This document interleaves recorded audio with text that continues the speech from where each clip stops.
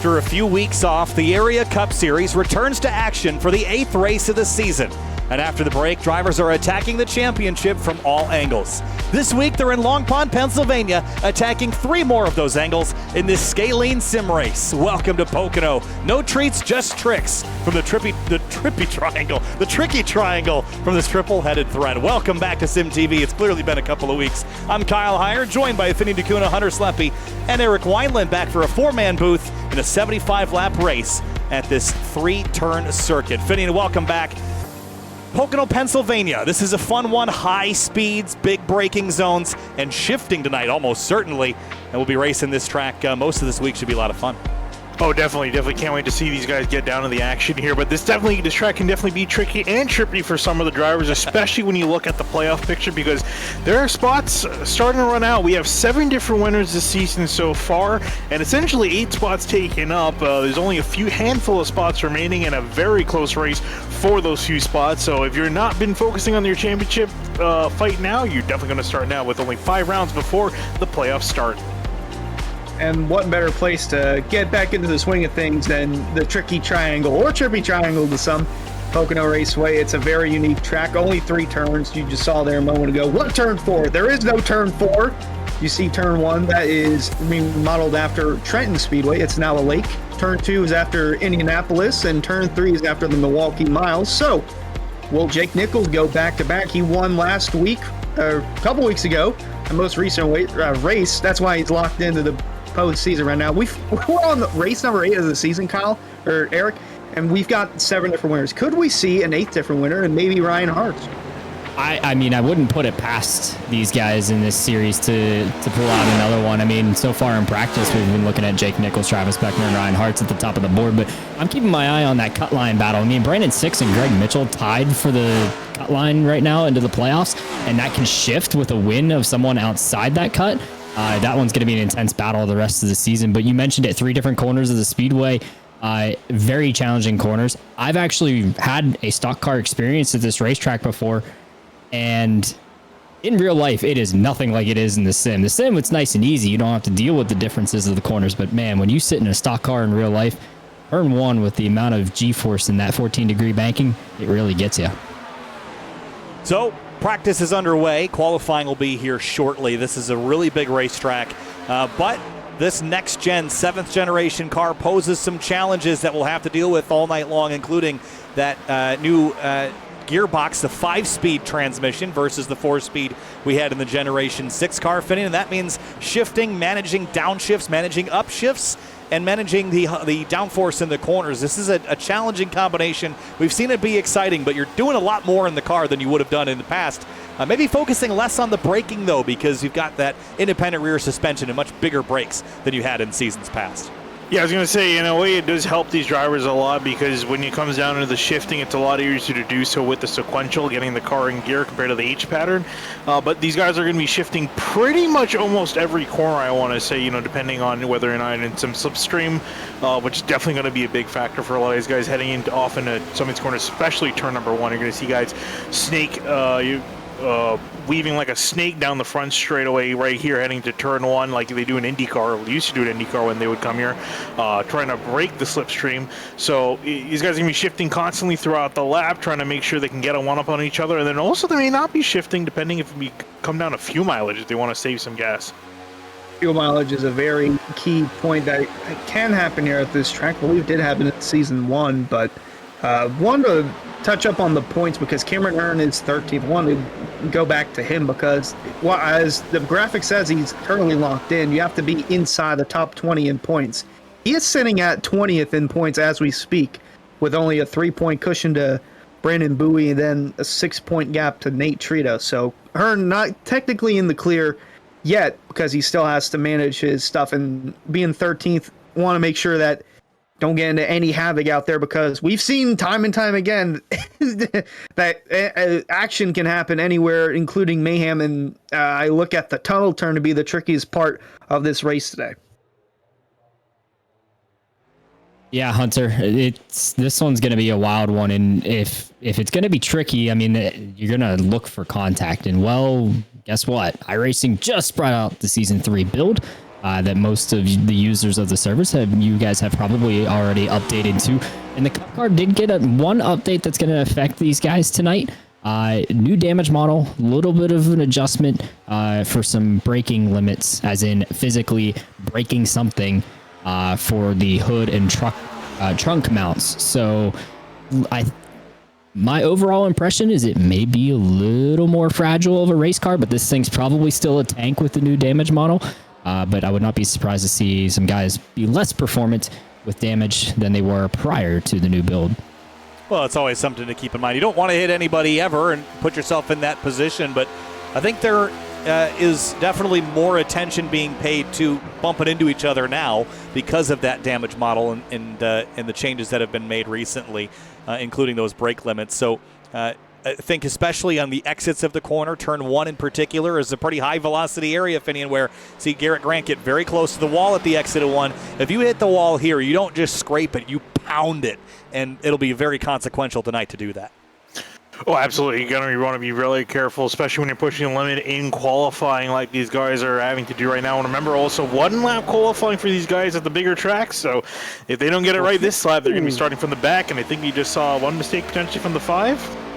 Yeah, he was a little sideways and sliding.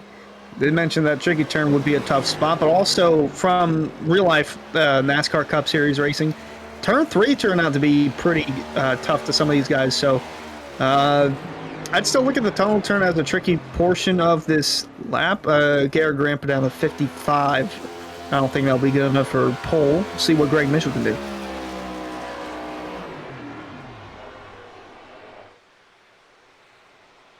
Across the stripe for Greg Mitchell at a 53.835. That'll put him at the top for the time being. Michael Curhan in the 24 comes across the stripe. What'll it be for him? A 53.767. That puts him at the top. Chris Rabel across the stripe at, well, looks like he just started a lap. Ed Robertson up to 4th. Martin up to 3rd. Ricky Springer 6th. And more now as Tyler Nichols heads off into the corner. And qualifying here, guys, I think it's a pretty important place to start up front. I know their forward mobility is possible, but I just think this is going to be a track position fight. Once we get spread out, which I think is almost destined to happen. We don't typically see a lot of yellow flags here. Once we get green, we tend to go that way for a long time. So I want to start up front. I want to stay up front. I want to play conservative strategies tonight. I don't want to get on a back foot and have to fight my way forward late in this race. Yeah, and speaking of guys jumping to the front, Ryan Hart's jumping to pole position at the moment. David Weisart up into 4th as he comes across the line. Jake Nichols across the line, 53.6, and he will jump to pole position by, wow, over a 10th over Ryan Hart's. A very solid lap for the 73, I guess, as we usually expect from his performance. Tyler Nichols going to join them in 3rd place as the next few drivers come across the line. Trying to look who is still out there. Frankie Barroso in the 12 is coming across the line, but starting to finish out qualifying here. I don't see anyone that didn't get a lap in, that made an attempt and didn't get a lap in, so that seems to be good so far. There you saw 53.8 from Mr. All-Star himself, JT Poole, won in the Open, and then made his presence felt in the All-Star race a week ago. Almost had a shot to win, so definitely looking for some momentum on the 26 of Poole as we roll into Ben Pierce's lap. You know whose presence I felt right there, Hunter? Ricky Bobby. So we're showing it here on the broadcast. JT has the good old Ricky Bobby in the Wonder Bread cut out behind him. Ben Pierce putting a pretty good lap here, 54.24, puts him 16th on the board. So Kyle, you talked about the fact that these races string out. I can say from first-hand experience running season 1 here at Pocono for the Cup Series and area, it did stretch out, and we had 0 cautions in that season 1 race. But season 3 was our most recent trip here, 4 cautions for 12 laps over the course of that race. So I agree with you. I expect this thing to get very single-filed out and be difficult to make up ground. And it's going to come down to my favorite thing, hit strategy. Who's going to make the right strategy call to win the race? We'll get to find that out later. Yeah, and 4 yellows, I think probably, I'd have to guess, that those were a result of Larry Mack's cautions breeding cautions in some way, especially late in the race. The restarts and starts here can be pretty wild. And it's rare that you just get someone crashing on their own in the middle of a run. Drivers tend to kind of figure this place out. But Eric brings up the strategy, Finian. Long race, at least in a mileage perspective, your average speed is very high. But strategy, when you come down relative to the others around you, that's going to always play a big deal here. You're not going to lose a lap also, so it opens up some opportunities to try some things. But I think it's when you pit, not what you do when you pit, I think is the reality here tonight. Yeah, I think that's going to be... Whoa, I see Reinhardt get very close to the wall out of turn 3, almost has a tank slapper into the wall. Is the lap good still, though? I don't think quite. It's going to be back in 25th for him. So we got the last few stragglers across the line. Looks like Bryce Senizak is not going to be able to get a lap down. He made a mistake, so he will be starting near the back. How about Cedric Hunter? He put a lap in his second on the board in the 0-7 machine. The highest starting position for him yeah, his previous highest starting position was 13th at Bristol, so he's looking in for a pretty good race so far, and he's actually doing not too bad in the points. Very understated, is I believe right in behind Ryan Hart, so he's in 9th in the points. Clarifying there for you, it was Ryan Swan. Ryan Hart's is still P3 on the board. Oh yeah, sorry, Cedric Hunter's. Sorry, yes. Ryan Swan was the one that almost tank slapped the wall over here in 3. Doug Newbigging, he is actually looking like he's going to get his first time lap here. He took a nice wide arc through turn 3. He's going to try to straighten up his exit, make that front straightaway even longer. We'll get to see what the 71 car can do for his timed lap here. 3 minutes remaining in qualifying. And off into turn number 1. 191 miles an hour, not quite breaking the 200s that we used to see here on prior packages, but accelerating up out of turn number 1 and now down towards the tunnel turn, Finian, which turn 1 exit is a trouble spot, but this turn in particular, especially in open wheel, has been a challenging sequence of corners. A fast entry, big bump in the center of the turn. It is a formidable corner. I was going to say, I always see Douglas Newman catch the wall on the exit. I was going to say, I think in any car that comes to race here, it's always formidable because having a battle there is tough. Chris Seidenfein is also in the wall, so his lap's going to be invalidated. He got a hard hit with the wall. Take a look here. This is in turn 1 or turn 2? No, 2. Oh, That's the tunnel turn. Just carried too much. And that's part of the reason I feel like it's so difficult, because it's just so inviting. You feel like you can get on the power a little earlier than you need to, and then you don't realize you're in trouble until you're about to hit the wall. Yeah, very similar. That turn very similar to Indianapolis, but almost doesn't feel like it whenever you're carrying so much speed going through the center of the turn, and then you just start to trail up, and then there's a wall there, and then you just smack it. And that's what happened to the 45 of Seidenfein. Well, here's a driver that hasn't qualified just yet, Eric Weinland. It's Connor Horn, and always a threat. He's got a victory on the season so far, and shiny green livery on the side of it this week. Here he goes down the straightaway. I can't quite get it on my timing and scoring. Is this his warm-up, or is this... This is his first time lap. This is his first time lap, okay. So yeah, one and only. Remember, if the track is bigger than a mile, which obviously Pocono is, these guys only get one time lap. He was good through the tunnel turn right there, Kyle and Hunter and Finian. But turn 3, can he get it done? He's getting it nice and low to the bottom here. You see him working the wheel there in the bottom right of your picture. That was a pretty smooth exit. It's going to be a decent time for the 42 car. It's 53.87, which will put him 17th, yeah. It's not even updating for me on my timing and scoring, so I'm thinking he may have 0x'd a wall somewhere. He did. Yeah. Oh, boy, that's going to be a big hole to climb out of, Finian. I mentioned qualifying here. I like it. I think it's important. I don't want to start at the tail of the field in a 35-car field, and that's where Connor Horn is going to have to start here momentarily. Yeah, I was actually trying to look back and see where he even got that 0x, and it was right on the exit of turn 1. He just kissed the wall on the exit. Let's have a look. You already see he entered in pretty high, is running high up the corner, and then the coming bottom. on. Yeah, and then right here. Oh, just the slightest touch. Racing gods say no bueno. Missing the line here at Pocono is pretty tough because it's very hard to make up whatever mistake you make on such a large track. Hey, I got a question for my buddy Hunter here. Since this is home sweet home for us, do you know what turn of Indianapolis turn 2 is modeled after? Because I'm pretty sure Indianapolis is 4 turns, especially if you ask an IndyCar driver. They all play differently. All of them. Okay. I think it's not modeled after a particular corner. I think it's just general. Just the 90-degree low banking. It's all about. I don't even think it's the angle. I think it's just the banking is part of the deal there. So I think that's. You would think we would do our homework there Bank because angle. Hunter and I are the local boys to this racetrack. But Yeah, what the heck? They're guys? all modeled the same. I've ridden in here in a stock car, but I can't tell you. I just know it's Indianapolis, Trenton, Indianapolis, and Milwaukee. Yep. Well, which is a guys, place I'd love to see them go back to. I would love to see that as well. We actually seen Milwaukee being raced. I think it was back with the 3-wide racing series, back with the what was the ARCA car. That was a fun race to watch, actually. But race fans, be sure to subscribe to the Area iRacing Twitch channel. For only $5 a month, you can watch all Area broadcasts commercial free. You can also use new Area iRacing emotes in the chat and earn double channel points as a subscriber that you can use to redeem for free merchandise. That's twitch.tv/Area iRacing. In just a minute, we'll have our Roasted Gems Coffee starting lineup as well. We'll get there in just a moment as we head down to the racetrack and cars are getting lined up for the start of this race.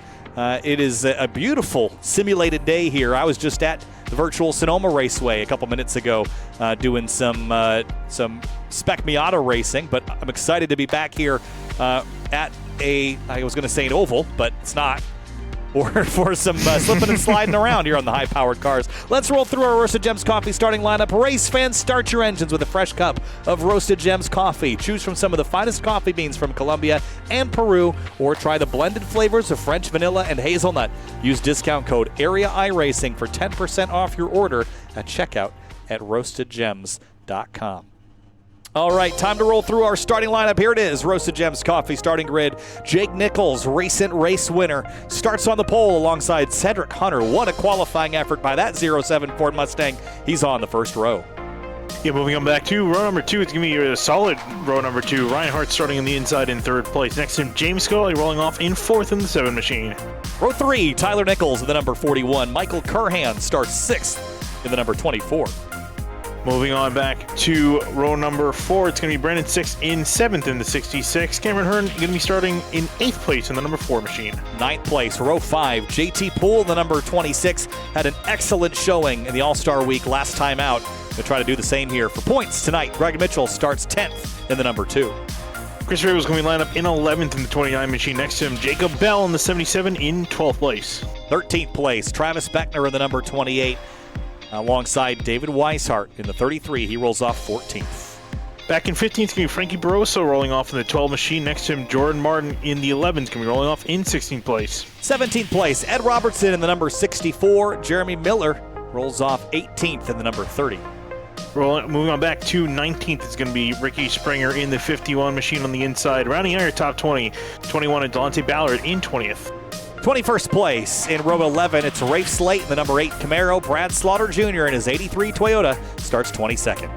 Back in 23rd, Kazunori Shimu on the inside in the 84. Next to him, Seth Knoll in the number 1 in 24th. And 25th place, it's Ryan Swan in the number 67. Ben Pierce, 26th in the number 65. Moving on back to 27, Jonathan Cogswell's rolling off in the 27 car. Next to him, Garrett Grant in 28th in the 5. 29th place, it's Connor Horn. Didn't get a qualifying lap. He will start in row number 15 alongside Douglas Newbigging in the number 71. Michael Sturgill's rolling up in the 17 car in 31st. Next to him, it's going to be Connor Kresick in the 14 in 32nd. 33rd place, it's Bryce Senesac in the 09. Dwayne Culberson rolls off 34th in the 81. And Chris Seidenfeiden rounds out the rest of your Roasted Gems Coffee starting lineup. Cars roll down the back straightaway out of turn number 1. Finian, your pick for tonight's race, and real picks this week. I know we had some fun with that last week of the All-Star race, but I'm gonna take my pick and I'm gonna stick with them. You don't. There's no we with that. That was you taking way too much advantage of the system. Hey, my pick won the race, thereof. so I knew what I was doing.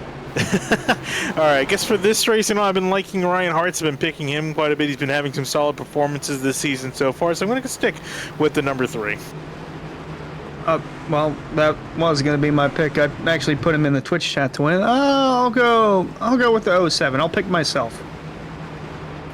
You guys, you're missing out on the number 24 Flash Picks Ford Mustang with the man with the best beard in the area, Michael Curhan, who also has the best sign behind him if we get a chance to look at that today. How about right now? New rule effective immediately. Every wreck must be. Oh, they're joking about the woohoo that I read or screamed out when the crash happened at the tail end of the All-Star race. That was a lot of fun, and that was one of those moments you can't really replicate. That was completely spinning accidental. and schwinning. It's a lot of fun. Time to go racing. 75 laps, an hour and 7 minutes from flag to flag. Here we go. Green flag. We're racing at the Tricky Triangle. And the Area Cup Series is back underway again as the summer season arrives. Cedric Hunter is going to lead Jake Nichols down to turn 1. What a great start from the outside lane in the background. That was a big move by the one of Seth Knoll through turn 1 side by side, Finian. Yeah, and 3 wide in behind them in the midfield. I see JT Poole up on the inside in the 26 machine trying to make up some spots, and they're fanning out and almost dooring each other in the background. Not only that, Jake Nichols got loose with the 3 of hearts underneath of him going through turn 1. Now they're going to try and single it out here in the tunnel turn. Tough to go 3 wide through here. Someone's trying to go 4. Nicey stuff here on the opening laps of this race. There's still 3 wide midway through the field. They're getting sorted out slowly but surely. Just tense moments here in the opening laps of this race. You want to keep this as green as possible. Let yourself play the strategy out, but across the line, Cedric Hunter leads lap 1. What a start by the pink 07 Mustang, Finian. Got a great jump and ran away with it on the opening moments. Yeah, curious to see how long he can run away with it. This is a really solid running for Cedric Hunter. How he's finished the season so far, he's 7th, so he's doing a really solid job and starting to break away from the 73 again, though. Once these tires start to get worn out, we'll see if he can keep that pace up. Reinhardt's in behind, though. Under attack. Trouble, turn 1. There's a big crash in the background. 3 or 4 cars turned around. Sturgill is one of them. Pounded that wall. Cogswell, and I think Ryan Swan might have been a part of it. The crash on lap 2. Well, this is our first look at the sim rent market replay and determining how this wreck happened. And right here, I think they're going to get squeezed. The 27 washes up into the 67. And big hits for those 2 cars. And Senesac dodging it, so does Seidenfeiden. And then back across the road and pow into the inside wall.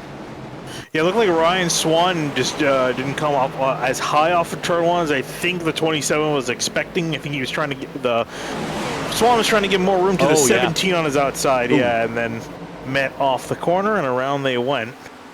Looked a lot worse than it was actually going to be. I think only really 2 cars with decent damage. Yeah, this is way at the back, and I think you're right. The 67 didn't track out nearly as much as I would have thought, so I guess Cogswell can be forgiven in that one.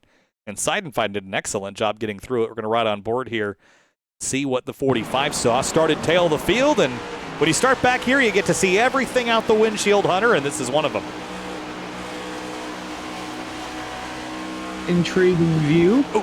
Oh wow. Well, that could have been worse. Gave Bryce a smooch and the wall a smooch as well.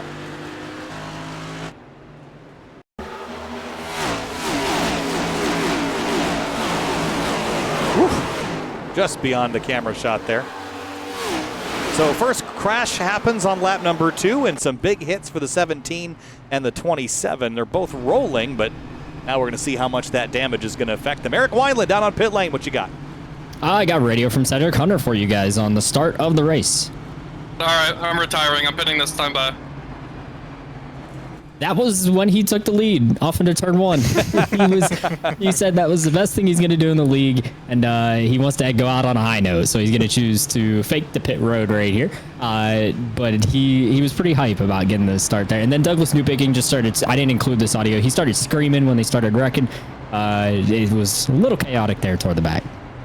It was fun to watch. Again, Cedric's start on the opening lap was phenomenal on the outside lane. It stops. Oh, do we have Pit some stops takers? We do. From pretty much 23rd on back, Ed Robertson was the first to bring him down. Frankie Barroso, Dwayne Culberson, Ryan Swan, and others. I don't know the extent of this, Kyle, because the fuel window is pretty... You definitely can't make it from here on one stop. I think you need to. You may be able to make it on one. We'll see how things play out. But if they're doing a one stop from here, it's 35 laps on a stint, which is going to be pretty long here for Pocono. Yeah, we'll see how that pans out. I mean, if you're back there, I don't see a reason not to go for it. But, again, I think this is going to be a track position race for a lot of reasons, as I mentioned in the pre-race. But, I you're back there in harm's way, you might as well drop to the back and get yourself some fuel and tires. You're not going to use up your tire allotment either, Finian, so that's something to consider.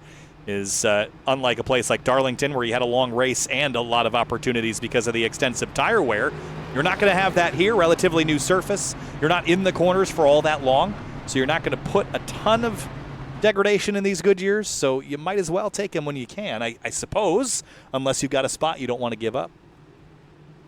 Yeah, I think though definitely track position is going to be key for the guys near the front. I think that's really why we saw most of these guys were 15th on back that came into pit, so they just figured get some gas, if anything, try to play his strategy.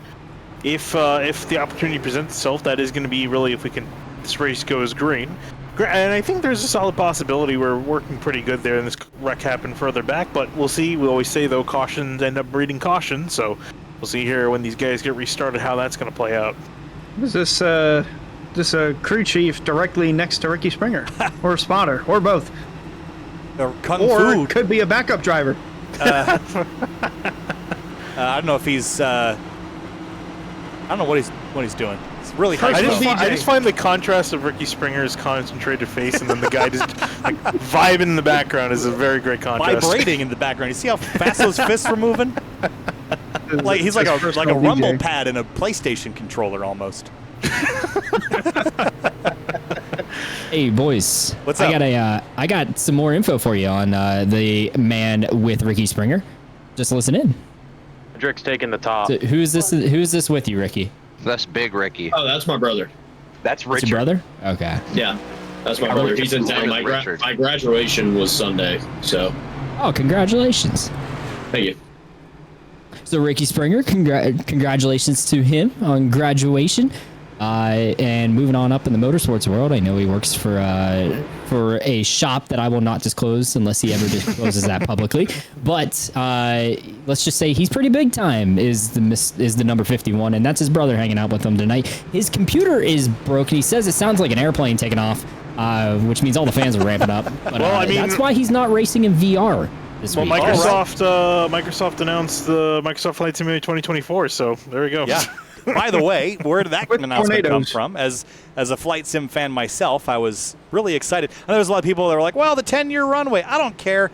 Look, I love flight sim. There just wasn't a lot to do in it, and now there's stuff to do, and I'm really excited for that. Yeah. So I'll throw my money at Microsoft all day long for one of the best game engines ever made. So side note away.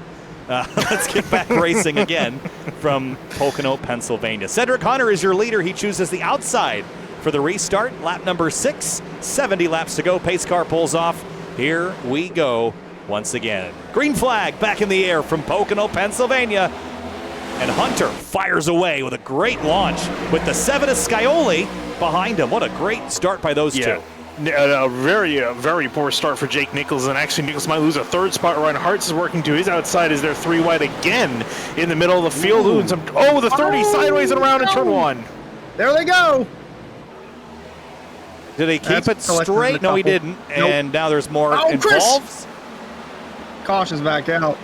Boy, Chris avoided 2 wrecks within the span of 2.5 green flag laps.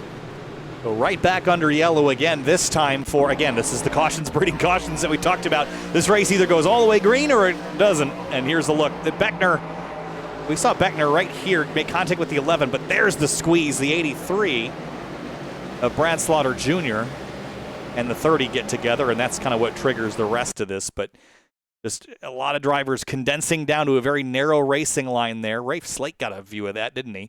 The 84, Yoneshiwu, the one, look at them all stack up there, Ricky Springer.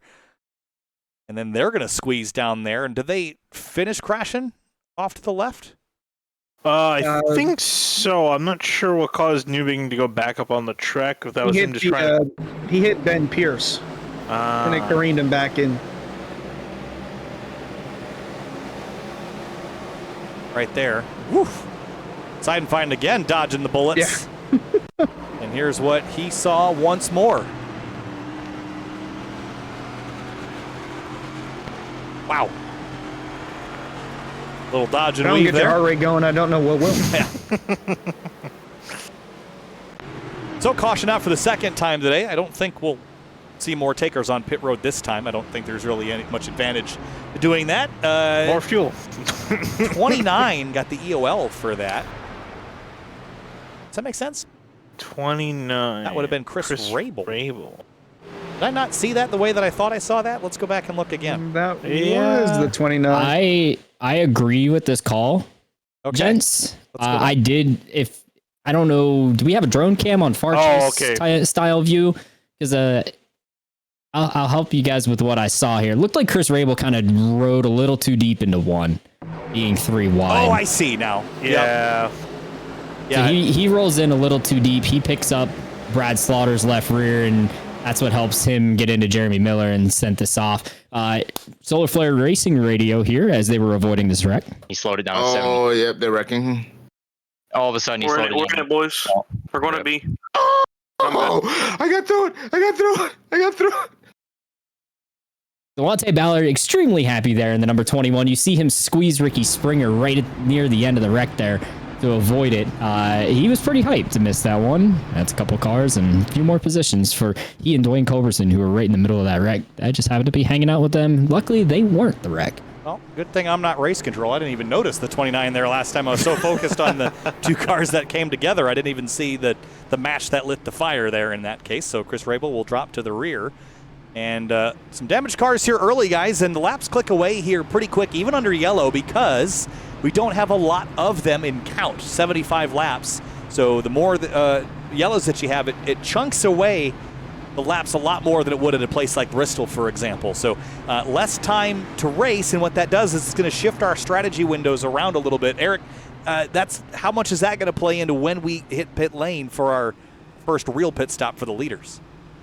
So these guys taking the fuel under these yellows, it will make their stints a little more manageable. I did talk to Solid Rock earlier, and they were saving fuel from the get-go, but they didn't seem like they were too terribly uncomfortable with their position. They were pretty easy with one stop the rest of the way. So these guys can make it about 35 laps on stints, a little longer than 35 if they've stayed out since the beginning of the race, but. Caution laps here at Pocono are super long, Kyle, and the old adage, every 2 caution laps, is equivalent to 1 green flag lap, is pretty accurate. So we'll see what these guys can do, but pretty much a 1 stop from here just makes it so they may stop on something like 35 to go or even 30 to go to make that final stop. Thanks, Eric. As Connor Horn up 8 spots in as many laps from not qualifying. And the restart, Finney and Cedric Hunter drove away. Now he chooses the inside lane with Jake Nichols getting the outside behind Scioli. Mistake or not? Yeah, I don't know. I guess I'm trying to think of how he's looking. Oh, I think this is actually the much better plan. I think he's more concerned about the 73 Jake Nichols, so he's trying to keep him boxed in. And then he's willing to take the 3 Ryan Harts. That being said, Ryan Harts, he's not the loudest driver out there, but definitely one of the quicker ones. So he may put the 07 under attack if he gets the opportunity. So we'll see how this works out. But so far, the 07 of Cedric Hunter is in solid control of this race. That being said, I haven't had a whole lot of green flag laps, so he's got to hope that he can carry that car on the long run should it come. Well, I was going to go back to Connor Horn, where he's up 8 spots. That's a spot a lap. But in that case, he'll have the lead in, 21st? So by lap 30, he'll be a leader. Some games here are going to be played, Finian. Cedric Hunter is in the Lucky Duck Motorsports channel with James Scioli.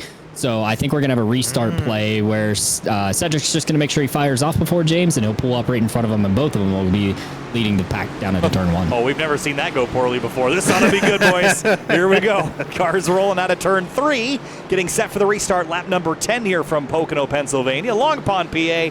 Here we go. Look at the launch, and it's a quick one from the 07, and just like that, he'll clear Scioli, and actually didn't even stack up the field all that bad, but wait for the fan out here, Finian, into turn 1.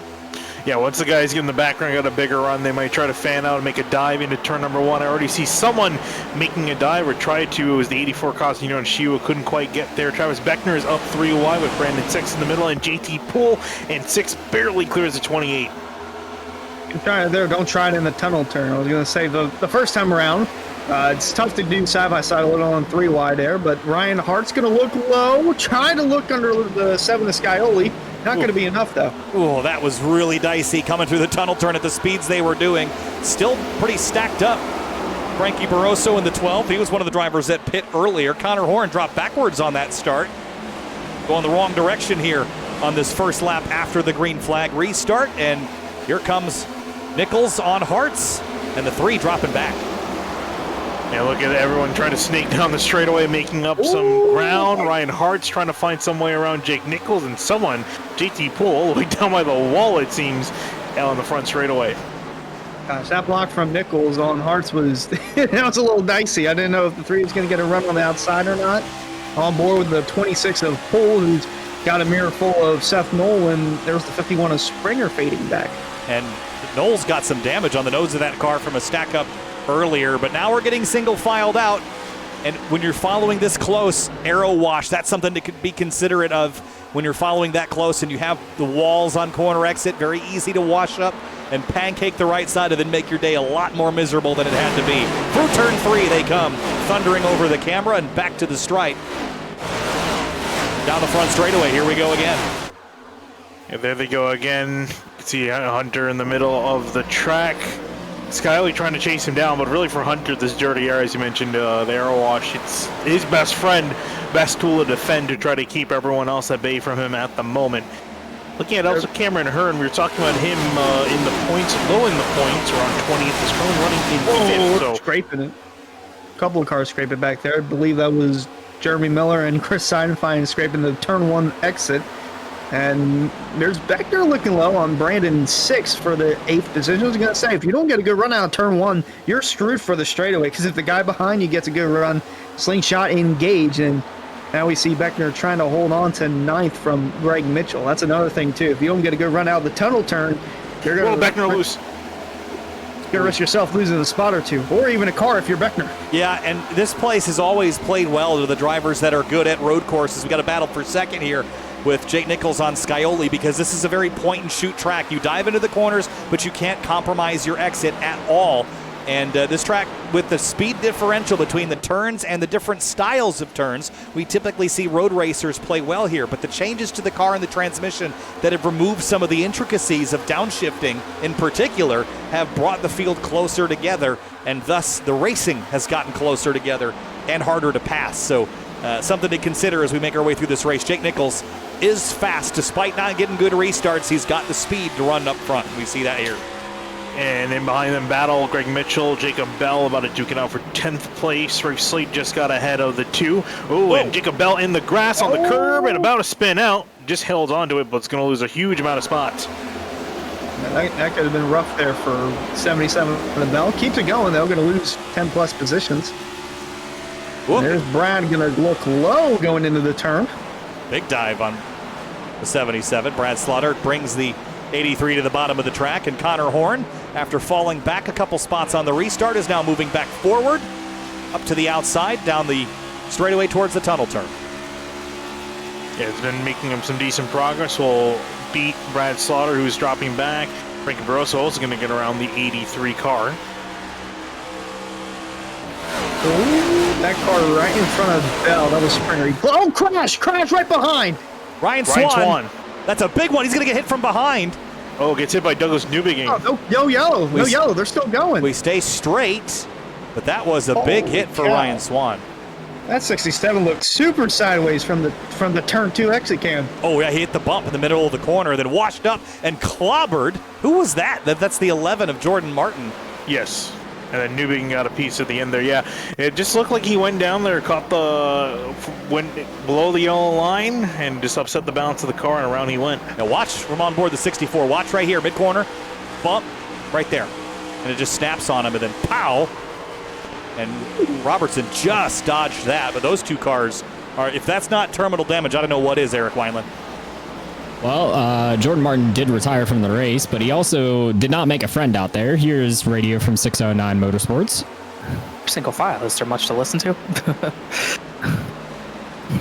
And the 11's a moron. That's cool. What did he do? Oh, how are you already behind me? Am I that far behind? He tried to fill a hole. Trouble, guys, turn three, crash. The 84 Turn cars three. in the wall. Corner. Yoneshiwu almost gets did it turned to me across at the the exit of nose, one. and He's- more are involved. Tyler Nichols is in it, and Seth Knoll. Caution out, third time today. Yeah, I had a feeling that was going to go bad when I saw them racing off into turn 3. I just had a feeling that something was going to go wrong, especially, you know, with all these guys fighting and everyone, you always come up right on that wall and exit when you're single file, let alone when you're 3 wide.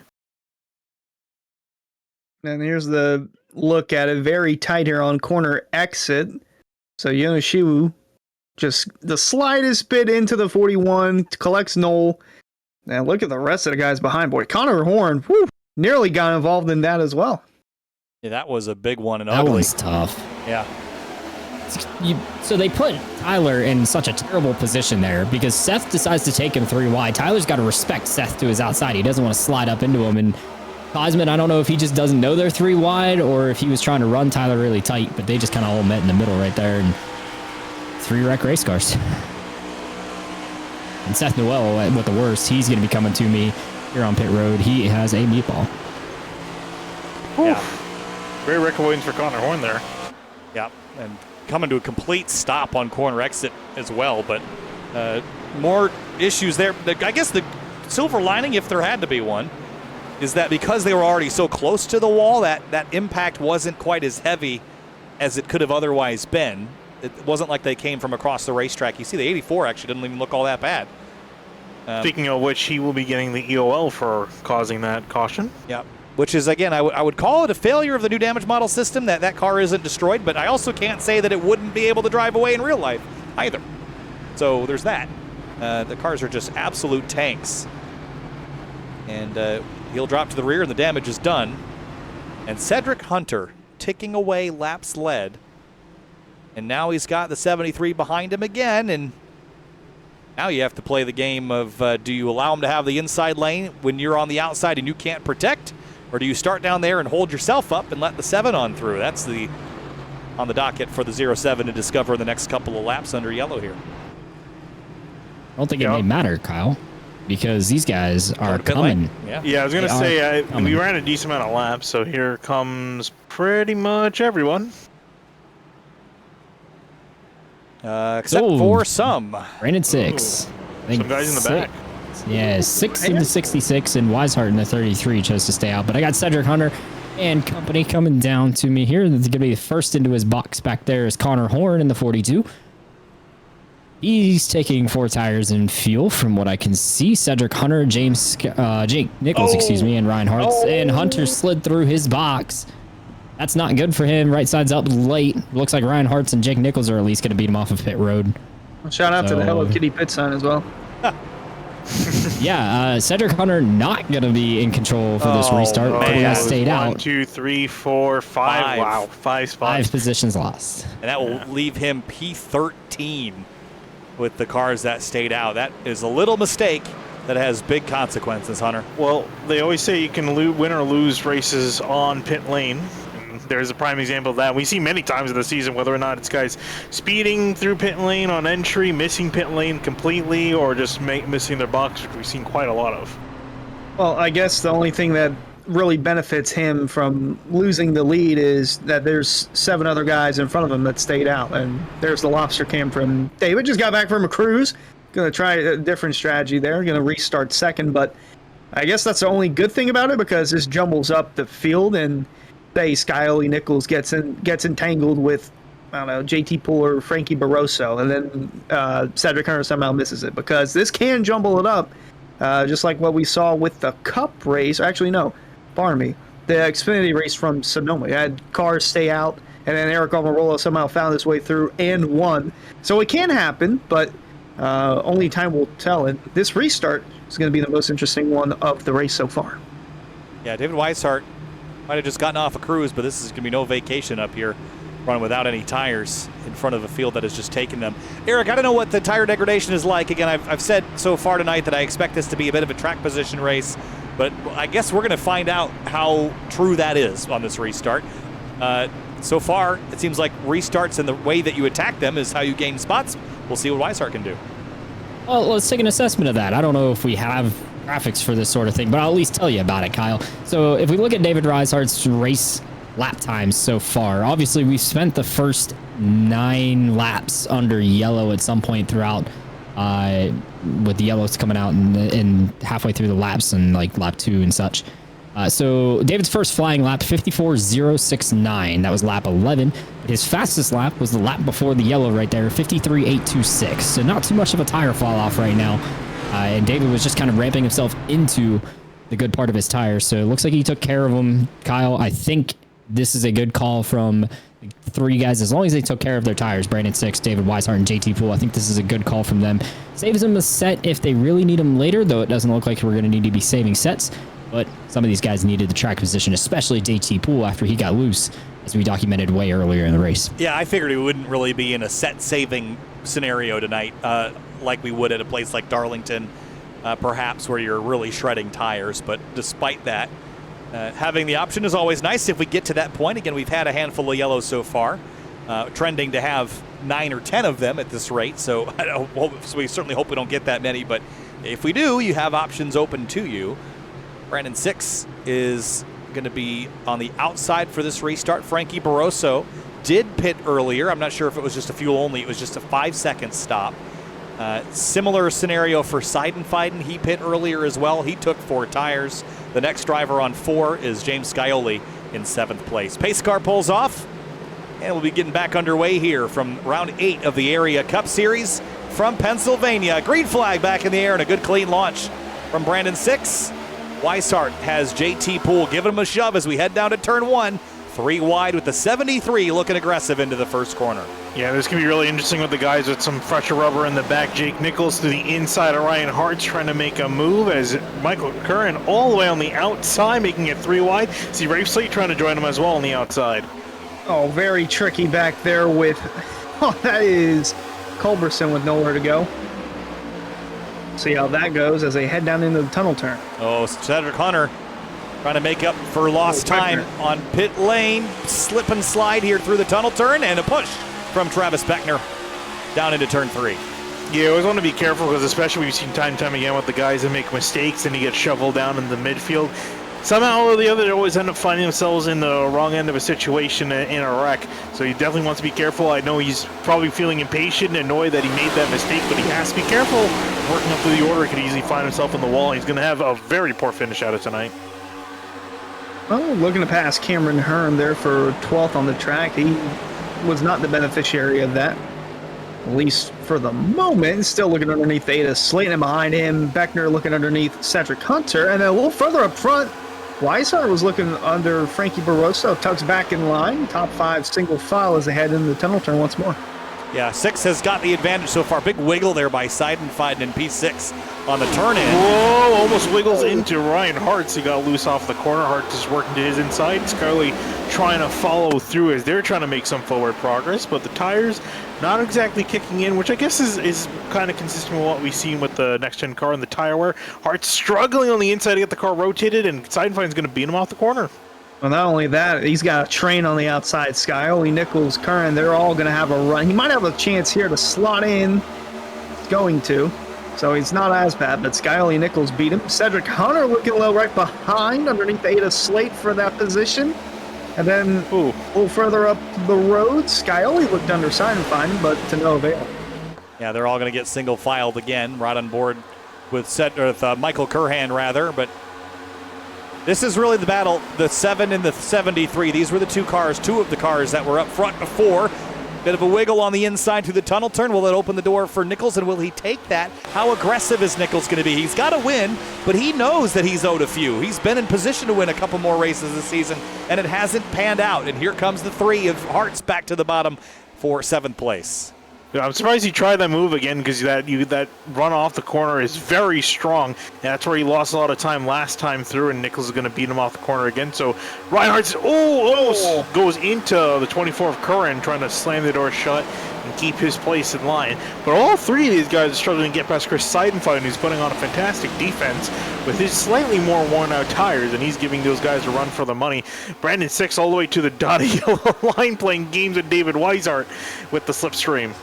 want to get too far down there because there are some pretty nasty bumps down that straightaway towards the inside wall.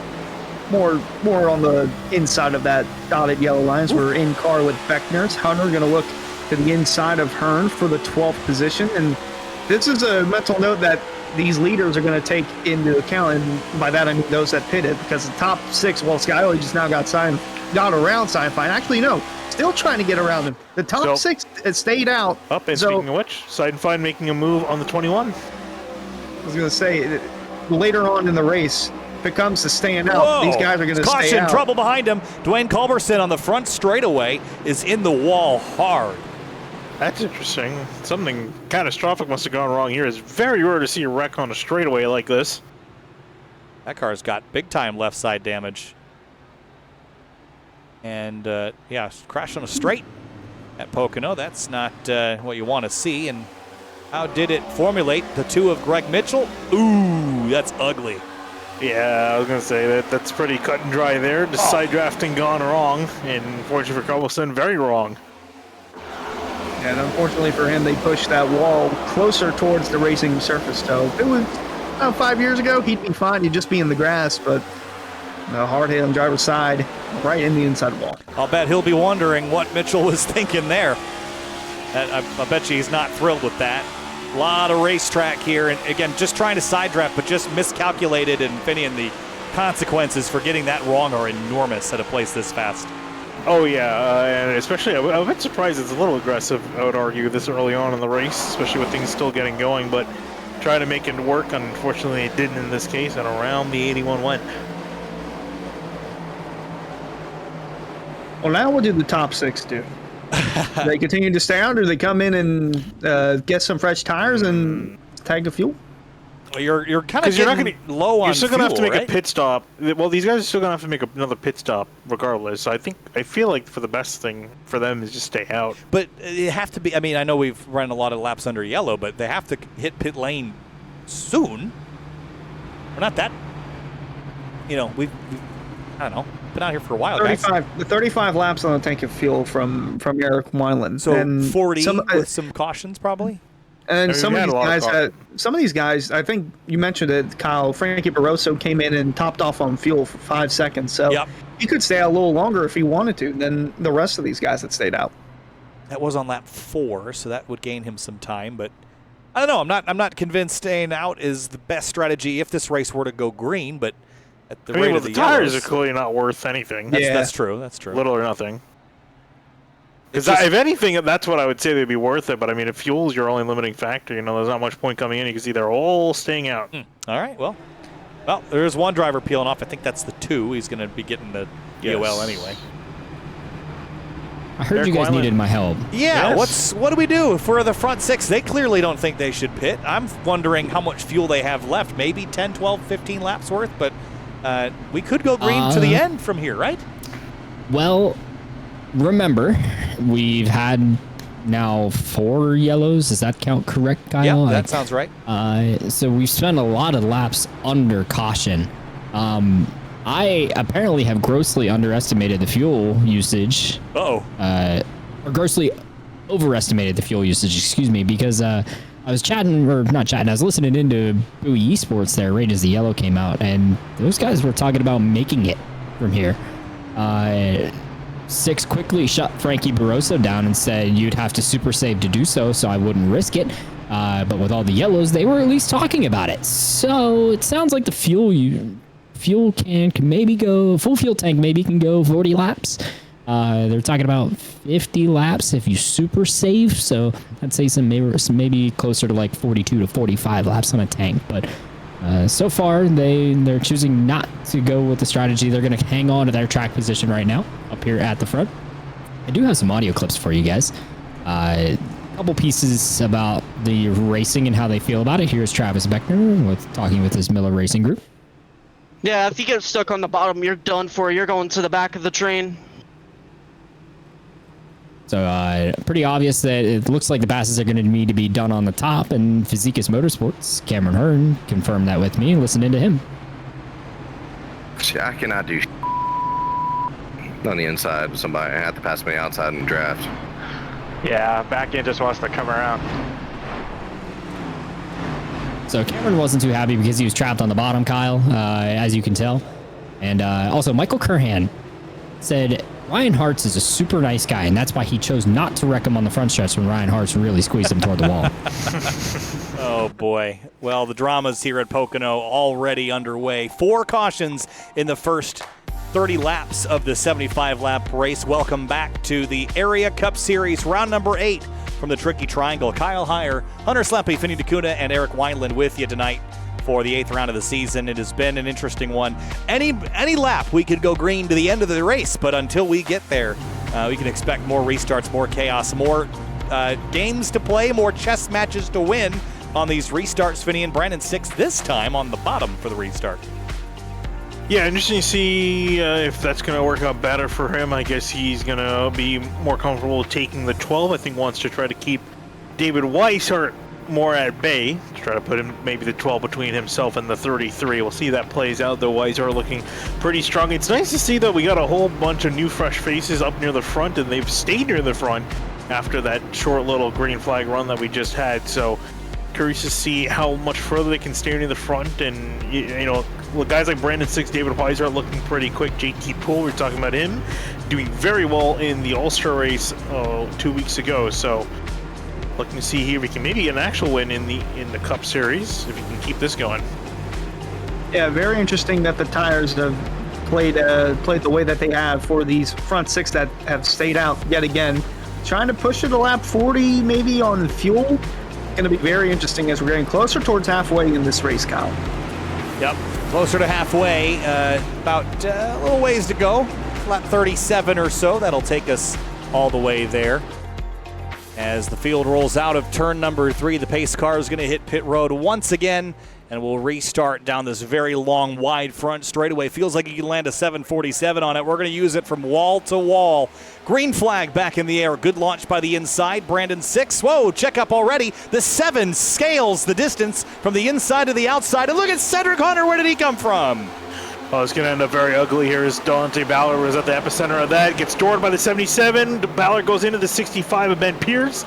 And looks like besides that, they're going to just make it through turn 1. That could have ended up in disaster. That was basically disaster that didn't happen. But, yeah, big move there from Cedric Hunter. Actually got around James Scioli. But the big winner from that, Jake Nichols in the 73. Now the highest of those who pitted recently. For the tunnel turn here, everybody being careful on this first lap. That was big moves.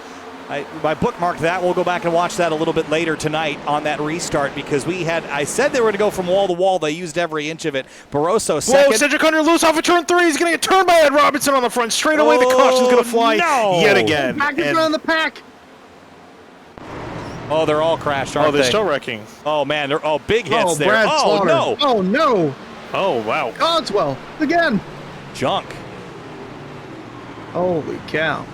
Well, that was a long one. That all happened within a lap, folks. That's how there's long the it long was. pond straight and the long crash straight, and that was the latter on that time around. What happened there? So it started with Cedric Hunter. Just was pushing hard in turn 3. It's got loose. You can see him cut down hard here. Unfortunately, he's making the car push a little too much and just loses grip on the back end, starts to slide out, overcorrects, and gets tapped a little bit by the 64, and that sets it off. Then what happens to the rest? Oh, this is the 64 coming back across the road. Ed Robertson. Yeah. That's what creates. Michael Kern, Ballard, Rabel. Was that Ryan Hartz in the middle of it? Oh, yeah. Yep. Yeah. And then the 83 ends up getting turned. I mean, there's so much happening here in such a short amount of time. Ooh. Absolute utter chaos on the front straightaway. Oh. Wow, the Jonas Shiwu must have had the view of a century here.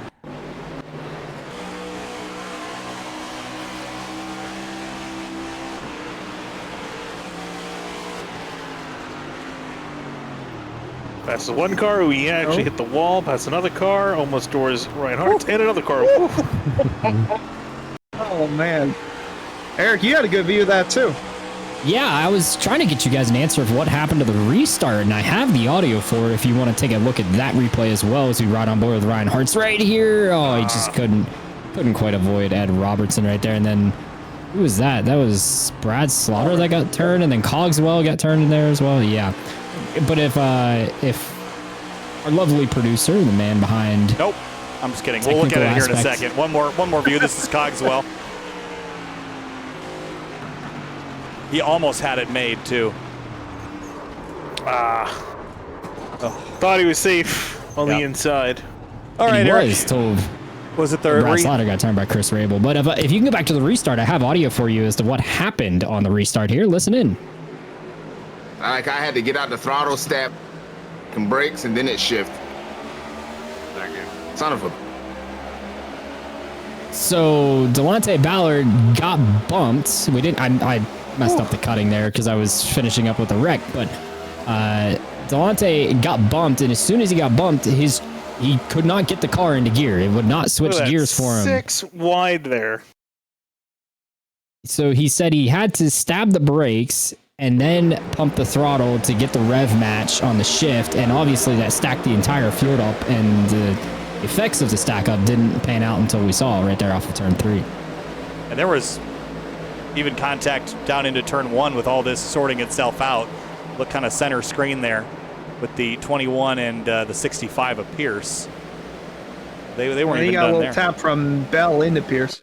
Yep, but as Finian mentioned, 6 wide. That's why I was wondering where the 07 went. He went off screen. Holy cow. And back across the right.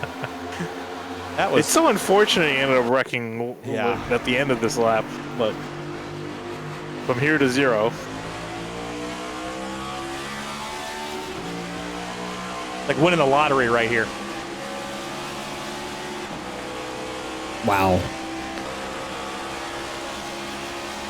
That was I cool. don't even think the track cleaner can go that low. Again, watch this. He never lifts. Sees the door open, and again, they paved this place 300 feet wide. Can't for the life of me figure it out why, but they did. And Cedric Hunter decided to use all but about 10 feet of it. Go 6 wide, and then at the end of the lap, we saw what happened next. But, goes off. What makes our home track so unique, Kyle? They paved it for moments like that. I'm just kidding. Not for moments like this. No. And the 07 took a pretty big wallop there. Yeah, that's about the right sound. where Jeb Burton flipped over. Right at that same spot. Oh, man. So many cars getting big hits there. Anyway, 1 to green with all that replay diagnosis. We are closing in on our halfway point. And, guys, this has just not gotten the momentum going that I would have expected to see or what is typical here for Pocono. Are we nearing that point now? We've only lost 2 cars out of this race. Everyone else is still running. Seth Knowles 10 laps down. Dwayne Culberson is 1, but everyone else is still moving. There are a lot of cars that are damaged now in particular. So, I mean, at some point you have to imagine there's going to be enough damaged cars where everyone's going to get spread out. So I think we're kind of nearing that point, I would say, if we haven't already. So we'll see what happens here. But yeah, at most 31 cars on the lead lap, and you mentioned 33 still running of the 34 we started with. Well, it seems like these front 5 or so that they very well could make it to lap 50 without having to pit. If we keep getting cautions at this rate, Kyle. Yeah, we'll see what happens. This time again, after caution number 5, pace car pulls off. Make this track wide once again. Green flag back in the air from Pocono. I want to give you guys one more note real quick. Greg Mitchell, the first one to pit, took fuel. He is 19th for the restart here, guys. And I think these guys are going to try to make it to the end. Oh, boy. Strategies on strategies starting now. 73 Nichols, all of the drivers he was fighting in the first part of this race are in the rear view, and now he can just focus out the windshield. Oh, my goodness. Yeah, trying to see if he can finally make it through. These guys that have stayed out here and have yet to pit, they've got past Chris Seidenfeld, who's been putting up a great defense, but now he's caught in some traffic. Nichols to the inside of the 26 of JT Poole. Oh, trouble behind him. Crash, and Ben Pierce in the wall again, this time with Tyler Nichols. Caution is back out once more. Guys, what's going on today? It's full moon, I think. I said that in my Sonoma race an hour and a half ago. Well, since our last broadcast, we did have a big old ploof of smoke over the northeast region, and I don't think Pocono has recovered just yet from it. I think that 65 is just... Oh, wow, he just locked up. Oh, my goodness. Just drove into the back of the 41. I think he locked the brakes up. That is the most unintentional Texas takeout I've ever seen. I think he went to make a move on the inside in behind Ryan Hartz, and then Hartz checked up more than he thought, panicked, and then, just went straight. It was a 41. panic brake situation. I'm actually surprised that triggered the yellow. They didn't get all the way sideways, but it was enough. I mean, the 41 was perpendicular to the racetrack. Oh, yeah, he was pretty sideways. Well, one can dream. And unfortunate news that it's a waning crescent moon tonight. Well, waning cars at this rate with how much they've packed the wall. But anyway, it'll give us an opportunity. Let's see if they'll hit pit lane this time, and then we'll get into some partners and people to thank before we take a break for a minute as we approach this halfway point. Brandon 6. Go ahead. I was going to say, that was shaping to be a good battle between Nichols and Hearn. Hearn was looking closer to getting on the outside of the 73 of Nichols. He was trying to get around JT Poole, but Hearn was backing up turn 2, trying to get a run on that outside to avoid the 73 from getting there, and that could have been a crucial pass for possibly the lead. But we'll have to see if the front 4 come down in pit or if they stay out again. Let us see. Looks like he might. They're thinking about it. Yeah, they're going to have to. With it, they're going to be close. Ooh, and a good bit stay out too. Well, mixed bag here. It is very confusing to watch who's coming and who's staying. Cameron Hearn pitted too, so that quite a few guys did pit, but also a decent amount staying out. Interesting. This is what happens when you get too many yellows. Well, it is a strategy game to play. We knew that was going to come into effect at some point. Cedric Hunter's coming on back down again. To continue some Hello repairs. Kitty pit sound. Yep. So let's reestablish where everyone is running. It's going to be Jake Nichols taking over the lead, and that is not what anyone else wanted to see. You give him the lead, he gets real hard to steal it back. Beckner second, Rafe Slate third, then Scioli and Springer. Then first out of the pits, it's going to be Ed Robertson in the 64, then Brandon 6, Frankie Barroso, JT Poole, and the rest. We're going to step away for just a moment. We'll be right back for the restart here from the Area Cup Series, round number 8 from Pocono, Pennsylvania.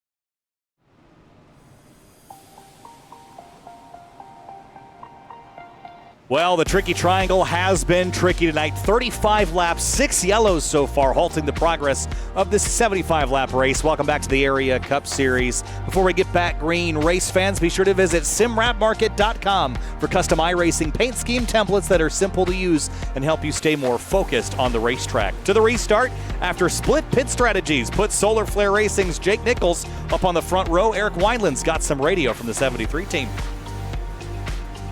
Yeah, the Tyler Nichols actually in the 41 was not happy about this incident. Listen in. Great. Deep.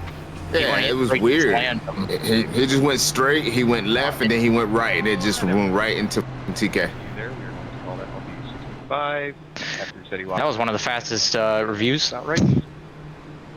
It's pretty simple. They were not happy that Ben Pierce decided to go straight into TK Nichols there in turn 2.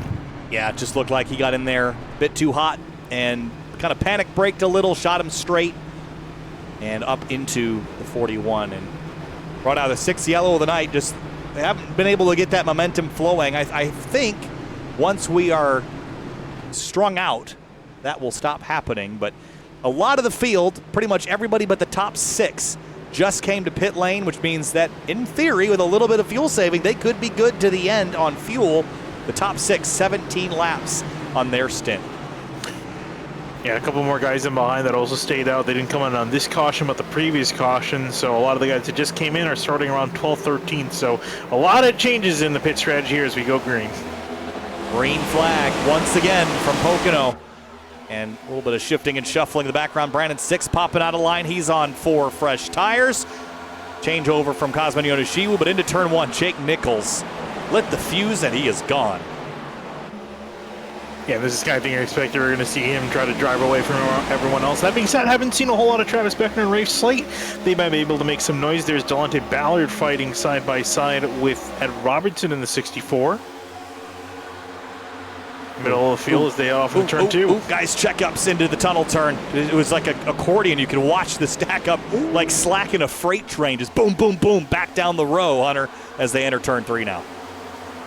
Yeah, they're going to try it again in turn 3, all the way 3 wide, pulled on the outside, Ballard in the middle, and then right on the bottom, that's Cogswell, or excuse me, Newbigging. And now we go in car with JT Poole and Ricky Bobby watching on. Tight moment out of turn 3, but JT was unfazed by it. Now the long way around into turn 1 on the high side, carrying in good speed. He's cleared, I think he's cleared. No, he's not clear to the bottom. That's why I'm not a spotter. He's got the 17 of Michael Sturgill, who was already involved in a crash today, and he's rebounding nicely up to 14th place. And up ahead of them, James Scully just exchanged positions with Rafe Slate for 3rd place. So the 7 up 1 more spot. He's not letting that 73 go without a fight. And he's got just Travis Beckner separating himself from Nichols. Beckner closed up that gap quite a bit. I kind of expected the 73 to drive away from him without much of a launch he had on that restart, but a little further back, there's Robertson now outside of JT Poole. Still door to door, and a little further back, there's Michael Kern giving a bump to Barroso. Giving a big shove to the 12 down the front straightaway. Speeds climbing north of 193 miles an hour. Shot the 12 off in there with a big head of steam. Parhan's night's been kind of all over the place. Started up inside the top 10, as high as 5th tonight, as low as 18th. Runs, well, 18th right now. And for 2nd place, Scioli has caught Beckner and is going to open the door to the inside. He's going to try to have a look there, but Beckner's going to slam the door shut to keep sure. Whoa, as Beckner. Oh, Nichols up ahead. No. A little bobble, a little wiggle. He's going to lose some momentum. Here comes Travis Beckner in the 28. I thought he was going to look up the inside, but there goes Nichols' lead. Now he's got the 28 and the 7 breathing down his neck. That would have been a perfect opportunity to pass, because now you set yourself up for getting passed by the 7 of Scioli, and all that does is help the 73 get away. Did he touch the wall out of 2, or did he just get really close? He got very close. Might have given it a light smooch. Scioli, a long way around here at 1. You can carry some good speed in this line, but if you commit to throttle too early, you can end up in the wall here, but he doesn't. And they've closed the gap. These long straightaways in the slipstream, Nichols is going to be fighting for a lead.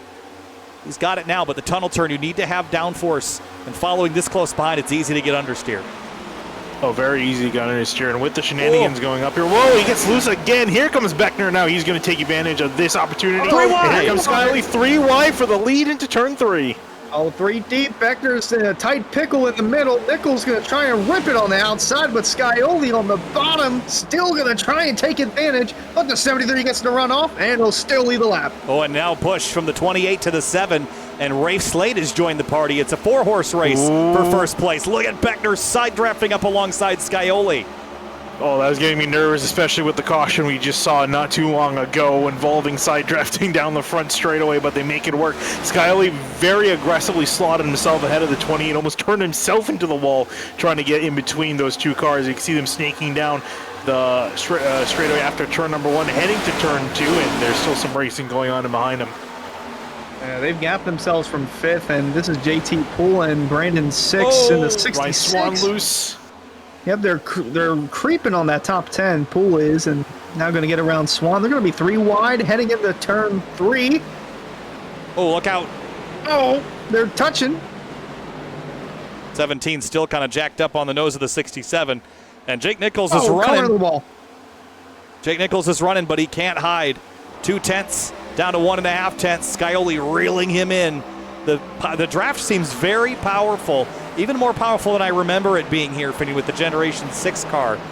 But we'll see if Scioli can continue reeling him in. Nichols is fast. Yeah, I was going to say, well, these guys are, it's also impressive how much speed these guys are carrying, almost 190 miles into some of these corners. A lot fast compared to the mile and a half, a lot faster entry speed.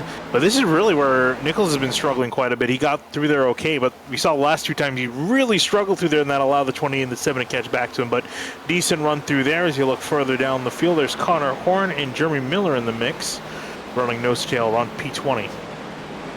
Right in front of them, David Weishart, 19th on the track. And then a little further, oh my goodness. Get everyone go to the inside wall. Running them down to the dirty here, huh? Wow. Big moves here. And it's working for Nichols. Didn't lose as much on the straightaway that time. It's a lot of work, though. It is a lot of work, but I think it does help quite a bit, especially because these stalkers are so hard to move. So I think it really helps from preventing the guy in behind you from getting any sort of slipstream. A lot better than in the Indy car, which is a lot more maneuverable. Well, we'll see them coming through turn 2. Oh, Nichols going to get really he's so close to that close. wall. He's really struggling. It's either a big oversteer or a big understeer for the 73. He just does not have the balance through there to make that car look comfortable. It's working, though. He's still keeping a manageable distance between himself and Scioli. That's going to get tight. Robertson all straight. Haven't seen a lot of the Connor Horn. Oh, that car did. Whoever was that last car back there just pancaked it. Oh, Scioli ran Nichols down out of 3 that time. He's right back to the rear bumper now. We're going to get tight off of turn 1, though, as Nichols has a little bit of a wiggle himself. I'm surprised that 73 is starting to get more unsettled. I guess he's just over-rotating in the corner or something. But, Eric, any word from pit lane? Yeah, I got a report from the 73 for you guys. Listen in. Whew. All right, let's see if I try to wreck myself again in the tunnel 3 in a row. It's very weird, man. I gotta build a momentum. This car would lose the momentum easily, but if I hit it just right, I'm Gucci. Oh, that was perfect. So that was a couple laps ago when Jake ended up 3 wide. That was the lap after he was talking about the tunnel. He'd screwed it up a couple times over. He's finally nailing it now the way he wants to, and he's able to hold James Scioli off. So also cleaning up for you guys, we just hit 10 laps since the last yellow where these guys came down pit road. Here's Bowie Esports. They said they thought they could go 50. Well, here's them talking about their fuel strategy now. Yeah, we're kind of close on fuel. Definitely need to save some. That would make it a 40, I think about a 41 to 42 lap stint, Kyle, for the Bowie Esport guys who had come down pit road the most recent time. And they weren't the only ones talking about fuel. I got some info from, or actually one more radio for you from Jacob Bell Racing's channel, which is a conglomerate of Jacob Bell Racing and David Weishart's team as well. Take a listen in to David Weishart first, and you guys will love what Brad Slaughter has to say right here. I'm shifting up the 5th really quick when I do shift. You know what I love? I'm going to cut out because you guys have a battle for the lead. Yeah, Scioli had a big look at Nichols down into turn 1. Wasn't able to stay alongside him, but he's chipping away. And Beckner, wow, that was a big dive to the inside from Jake Nichols. Crashed behind him, the 84. Cosman Yonishiwo slams the inside wall. Out. Huge crash, and he's going to get hit again if everybody doesn't scatter. Oh, Bell. Oh, no. Oh, Jacob Bell trying to avoid him hits the wall. Holy guacamole. That front bumper just exploded off the 84. I was going to say, really testing the new damage model out. And I was just going to point out, I didn't find the right time to mention this, but Yonishiwa was running an 8th with the car mostly repaired. He's actually having a decent run. I was surprised he's having such a good run, but unfortunately, I think, did he get loose or did he have some help from Poole? Yeah, He came up. And then got finished off. Is that Mitchell that he got into at the end there? Oh, Jacob Bell. Just trying to pick a line there. But again, they came up off the corner, and I think did he clear himself off the 26? That's what I thought he tried to do. He saw the 26 get a massive run, went to the outside, and the 84 thought he went up and tried to block it. It wasn't enough, and then right into the inside wall. Careen's back on the track. Look at how high the hood flies. It's levitating. Yeah. And then Jacob Bell here, he's trying to go low. The 84's trying to gas it out of the way. And it just makes contact with the outside wall just a little tad bit, but that could have been way worse. That was a huge hit for the 84. Oh. Now let's ride on board with the 84 as well.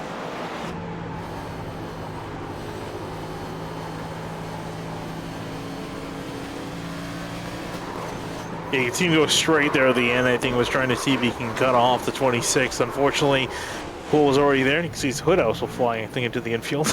Now, my one criticism of this damage model is that hit.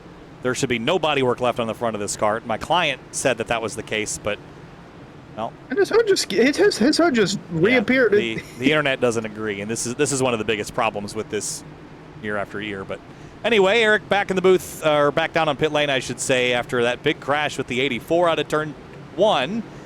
How does this change some things for us? Well, this makes everybody good to go to the end on fuel because everybody's going to take their opportunity to come down to pit road to us here. Well, except I guess 2 people decided that 3, they wanted 4, to play 5, 6. Oh, a handful. So those guys are the ones that most are stopped on the most recent yellow before. So that's Brandon 6 and David Wise are the first 2 that stayed out, along with Slaughter Jr., Seidenfund, and Senesag. But everybody else coming down pit road to me here. We're going to take a look at the front runners here. Jake Nichols is going to hit his box right about the same time as Ryan Hart's hit his behind him. Oh, yeah, James in a little earlier on his stop. 4 tires and fuel. That's all they're going to need to get to the end of the race. And I don't think there's a tire concern like you mentioned earlier, Kyle. For the end of the race, these guys are just going to be pretty much on these tires the rest of the way. What a drive out from Scioli. Did he... He got him. I think he did. He got him, yeah. Wow. Let's look at that again. That might be the race-winning move later on. Just throttles up straight, and yeah, got him. Well done. Perfectly executed there from the 7. And he didn't speed on the exit, too. Extra bonus. So, I got some radio I want to clean up for you guys. So here's JT Pool's take on the incident that brought this yellow out. Dude, like I thought he was giving me the top there. So he thought Cosmo was giving him the top. They met on the top, and Cosmo ended up in the wall. And what an incredible almost avoidance, excuse me, from Jacob Bell. He ended up catching the wall a little bit. But I did want to give you guys, Finney and Kyle and Hunter, this radio from Wisehart and Slaughter because it's just too good to pass up. Ryan Swan makes a guest appearance here as well. Oh no. I'm shifting up the 5th really quick when I do shift. You know what I love? I love Sim TV and the great coverage they provide for the Area iRacing series. It's probably one of my favorite things that Sim TV. Oh, I love it. Oh my god. That's a really good profile. Oh my god. So Ryan Swan got very upset in the middle of Brad's little promo right there and dropped the loudest F-bomb you possibly could. I didn't want to play it on the broadcast for you guys. I figured I'd give you the bleep instead. But Brad Slaughter having a little bit of fun while they were trying to save a little fuel there before the yellow. Oh, man, I thought that they were just confessing their love very aggressively there for a moment. Yeah. But anyway. I will just sit here and give you guys a huge shout out for such incredible broadcast quality for us here in the Area Cup Series coming from one of the admins of the team. Well, appreciate it. Yeah. Before we get back green, though, guys, we're getting down to the final 25 laps or so of this race, which can go by pretty quick. So let's get some more things out of the way. Hey, race fans, be sure to check out rickshotsauce.com for some of the best hot sauces made locally in South Florida. Try the Loxahatchee Classic, Golden Garlic, Palm Beach Pineapple, or South Beach Heat. Follow the Rick's Hot Sauce Rookie of the Year battle in the Area Cup Series and see which driver will take home the $100 prize as the highest finishing rookie in the point standings. I also wanted to know, too, I was looking at the pit lane race off of pit road with Scioli and Nichols. Interesting to note is that while Scioli didn't get a penalty, he actually went up to around 59 to 60 miles an hour. He went 5 over the limit and then slammed on the brakes to just get underneath it so he didn't trip the penalty and just got like a bit of his bumper ahead of Nichols. So he timed that to perfection. Yeah, as Larry Mack said, he timed it perfect. I'm over distance is how iRacing measures their pit lane speed, just like they do with the timing loops or scoring loops on pit road in real life. I really like myself some Larry Mack quotations, like Hunter just said. Some of my favorites. He put him in the wall. Or is that Darrell Waltrip? Darrell Waltrip. He put him in the wall. That was DW. 2010 Yes. All-Star race. I have never seen anything these guys like put that in in the my wall. life. Anyway, here we go. Lap 49. 26 laps to go, and we're back underway from Pocono. Brandon 6 covers the bottom. Brad Slaughter Jr. That car was in the wall down there on the front straightaway. About 15 laps to go. And, 3 wide. Oh, the wrecking in the midfield. Oh, there's your big one. Everybody No scatters. caution yet. And no, wow, that caution took a while to come out. Holy guacamole, they're still wrecking. Oh, go back up. Oh, wow. boy. That was very close. Yeah. Not a lot of hits in this accident, just a lot of spinning. No, they were a decent one. Well, Decent I mean, amount. it won't take the cars out. We see that the 84 is still running somehow. Just, Springer got caught up in it. A whole bunch of others. Yeah, so they were 3 wide there. Beckner on the outside. Well, they checked up right where Skyly was, and there she goes. Just an accordion effect from the checkup. Yeah, if the hit that the 84 took doesn't knock a car out of the race, I don't think it's possible to get a car knocked out of the race. No. Which is, again, this damage In model. a parallel world where the damage It's the frustrating. damaged car doesn't exist. It's frustrating because every build they're like, oh, we improved brake limits. You can't take a hit that the 84 just did and drive away. You can't. I don't care what you're driving. But anyway, back under yellow.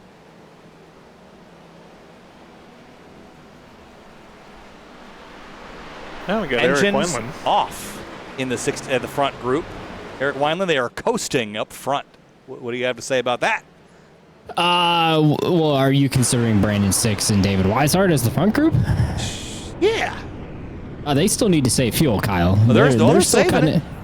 They're cutting it close. That top 4, Seidenfaden 6, Weishart, and Slaughter are cutting it close, as well as Senesac. He was part of that group that stayed out as well. So they're trying their best to make sure they keep as much fuel as they can in it. Everyone else good to go. Ryan Hart said he wasn't sure about that one. Listen in. I think that's on me, Travis. I really didn't think I was going to hit you. And as I'm sure you guys reviewed over the replay, it's kind of a stack up in front of him caught Ryan out, and he pitted Travis Beckner pretty good over there in turn 1. So we're going to see what I think race control has deemed it a racing incident because of that check up ahead. So lucky break there for actually they're announcing it right now. And yeah, I believe they're going to go with racing incident. So yeah, that's tough. They're not having a fun time up there. No, I mean, this is a racetrack. I mean, it's almost like Coda turn 1, right? It's like they designed the place with the intention of wadding up a group of cars down there. they're going tee-hee-hee as they design that angle of the corner. At They made this track a triangle. Yeah. Yeah, I was going to say that they started many years ago. Their whole branding is that this place is hard. So they were definitely thinking, we've had the opportunity to do the funniest thing ever, and they made this track into a damn triangle. Oh, we're all racing on a triangle. That was a first mistake. Not just any triangle. We're gonna make every turn different. And to compound it, the start finish line isn't even halfway down the front stretch.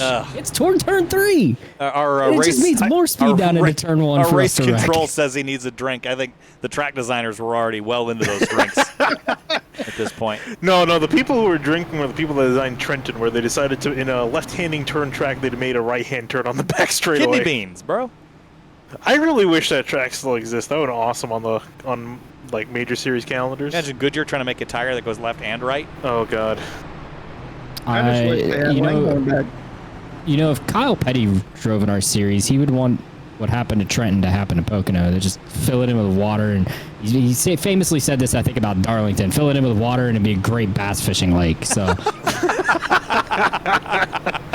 That's why they got Lake Lloyd at Daytona. It's my home track. I love this place. I'm just, man, I don't know. I'm beside myself with the way these guys have. If we had Kyle Petty here, weird things tonight.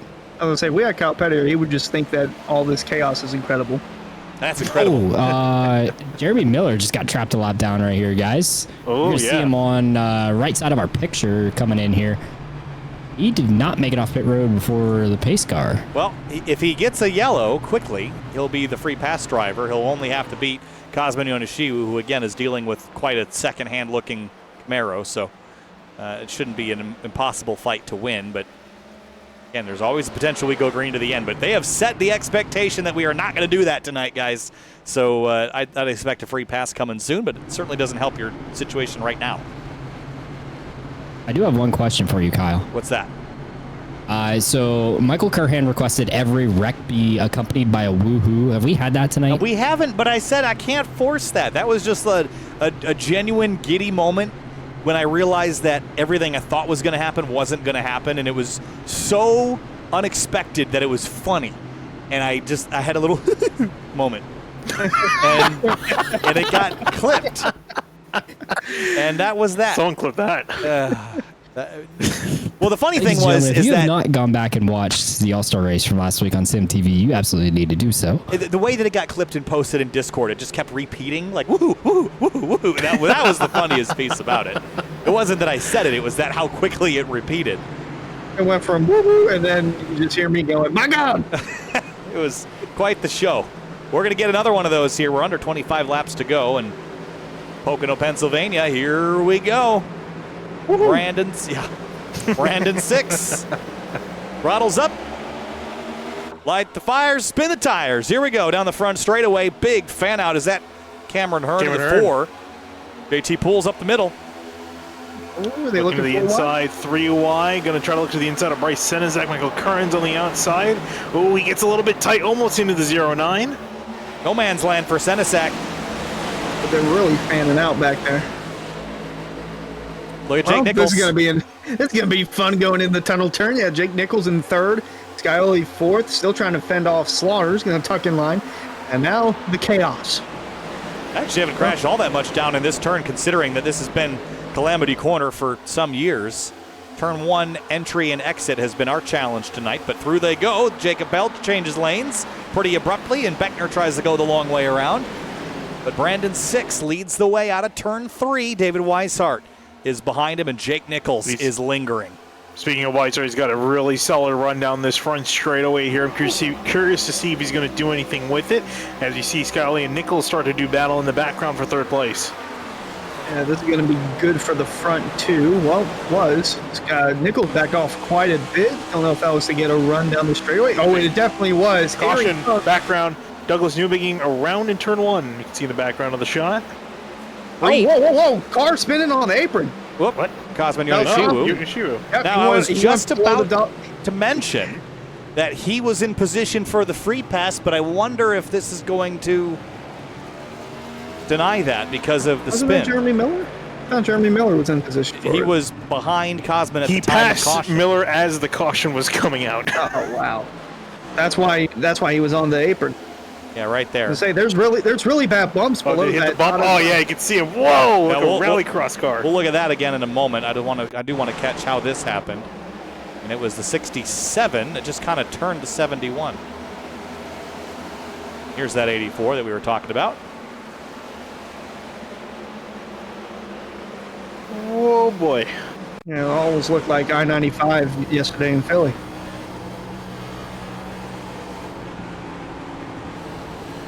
Get to that bad portion and it just catches you off guard. You can hear the scraping from the bottom of the car. Yeah, I was gonna say I never understood why they left that so bumpy down there, because it's apron that you could technically use, but in any car at speed, if you go down there, you are gonna spin out. Well, the whole renovation of it to me makes no sense because they pushed the inside wall so close, and you saw what happened earlier in the race. If this happened 15 years ago, Cosman's just spinning in the grass, but because they pushed that wall forward, it flung him back across the track and gave him damage that magically reappeared on his car. And then it created that bump too. So, yeah, this whole renovation doesn't make sense to me. I don't know about you, Eric, but not really big of the inside walls being pushed closer to the track following the renovations from 2012. Well, I mean, we've prevented incidents like what happened to Elliott Sadler in 2010, where he couldn't slow down over the grass, and he ended up hitting the wall at such a severe angle, it tore the motor out, put it back across the racetrack, and he like barely got out of the car. So you usually see most of these guys if you're...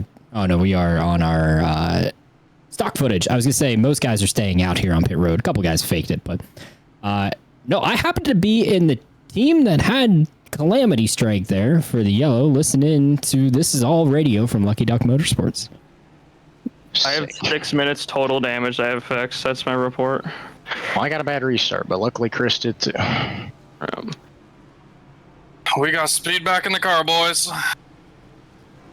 So those first two bits, that's Douglas Newbigging, who has fixed 6 minutes of damage prior to this incident, and Cedric Hunter, who's finally got all of his damage fixed, and the car came back up to speed. But then I just happened to be still there when Douglas Newbigging got some help getting spun. Why, dude? You suck every time, dude. Oh, was it Swan? Oh, who could have guessed? Who could have guessed? Was it who was it? I passed Jake. So Doug was not happy whatsoever, and he's pretty upset with it being Ryan Swan. And then Jake, he said, or excuse me, James said, yeah, I got past Jake. He then said, I don't know how, but I got past Jake.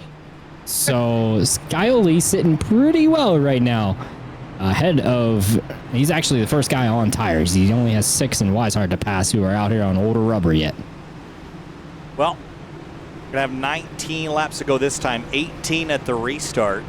And fuel concerns, I'd imagine, are being erased every time we go around under control of the pace car as well, Eric. So that should help ease things for Brandon Six and David Weishart. But at this point... You could see my head right now. That is a big, fat yes. Yeah. Well, I mean, it could be a skinny yes, too, but, you know, or, you know, a well-maintained yes, a toned yes. Big abs, how about, big biceps, yes. Well, big brain. I have won a couple fuel mileage races here in the Cup Series before I retired from the Cup Series after season 1, so. Retired after 1 season. I went to the trucks instead. That's a good move. I thought it would be I thought it'd be a better time, but this season been tough. The Xfinity Series for area is incredible. The Florida Estates Builders Series is pretty top notch. We'll be racing here on Thursday with those cars. Where do we go in the trucks tomorrow? Martinsville. God yeah. help your soul. You'll be curious to see. The trucks have the new damage model now. That's not doing anything tonight. We saw a car pound the wall at 150 miles an hour, and he's running around here only 1 lap down. So I don't think that's going to do it. Just imagine what we're going to unleash at Bristol tomorrow night, Kyle. Oh, my God. The new damage model... excuse me, Martinsville. I just said Bristol, didn't I? Yeah, the new damage model in many ways on the oval cars has been a massive retraction in the level of damage that you receive for doing incomprehensibly hard impacts. So it is... except for the ARCA and the car. Indy car. And, the Indy car, sure, but even that car got nerfed a bunch a couple seasons ago. So... You mean... Wait, do you guys mean the car? Oh, yeah, yes. The redacted car? Yeah. Redacted car, yes. Someday.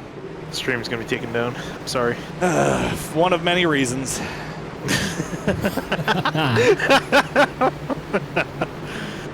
We're having too much fun up here. Yeah, we are. We'll see if the guys on the track are going to have fun here on this restart. Hopefully not too much fun. Too much fun. All right, Brandon Six is your leader in the 66 car. David Weishart is going to start alongside him in that red, white, and blue 33. Then it's James Scioli and Jake Nichols in row number 2. 18 laps to go from Pocono.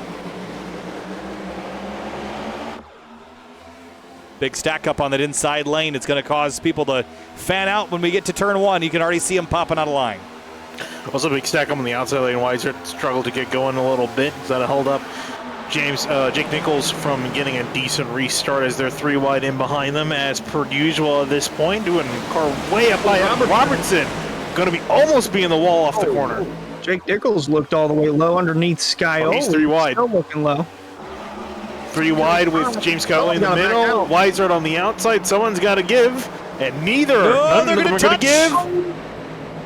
Holy cow, they're still touching. Oh my gosh, that was almost a crash. Funneling back, single file again. The 73 dives to the inside. 17 laps to go this time through. Can the field make it around and start stringing out? Big slide from the 27 to Cogswell. The 3 shoots to the inside, and everybody fans the distance. Yeah, I was going to say, Brandon Six is loving this in the background because you see already the gap he's extended to with Weishart, Skyline, Nichols going 3 wide for a second. Nichols was a big loser on that. He's still trying to make a move on the inside, but it's so tough when you get pinched down from the car on the outside. 3 wide and behind them, though. Oh, this is Barroso. Oh, there they go. I was like, oh, go in front of him. Oh. Side and fine in the wall. Caution. Massive hit. His hood's missing too, but it'll reappear. Nope. Is his car actually dead? Oh, yeah, it went boom. Really? Oh, yeah. He hit that wall a ton. As they say. Oh, it was the 2 area shop cars. Oh, well, funny enough. That's great timing. Well, it's very unfortunate timing and very great timing. Well, let me handle this real quick.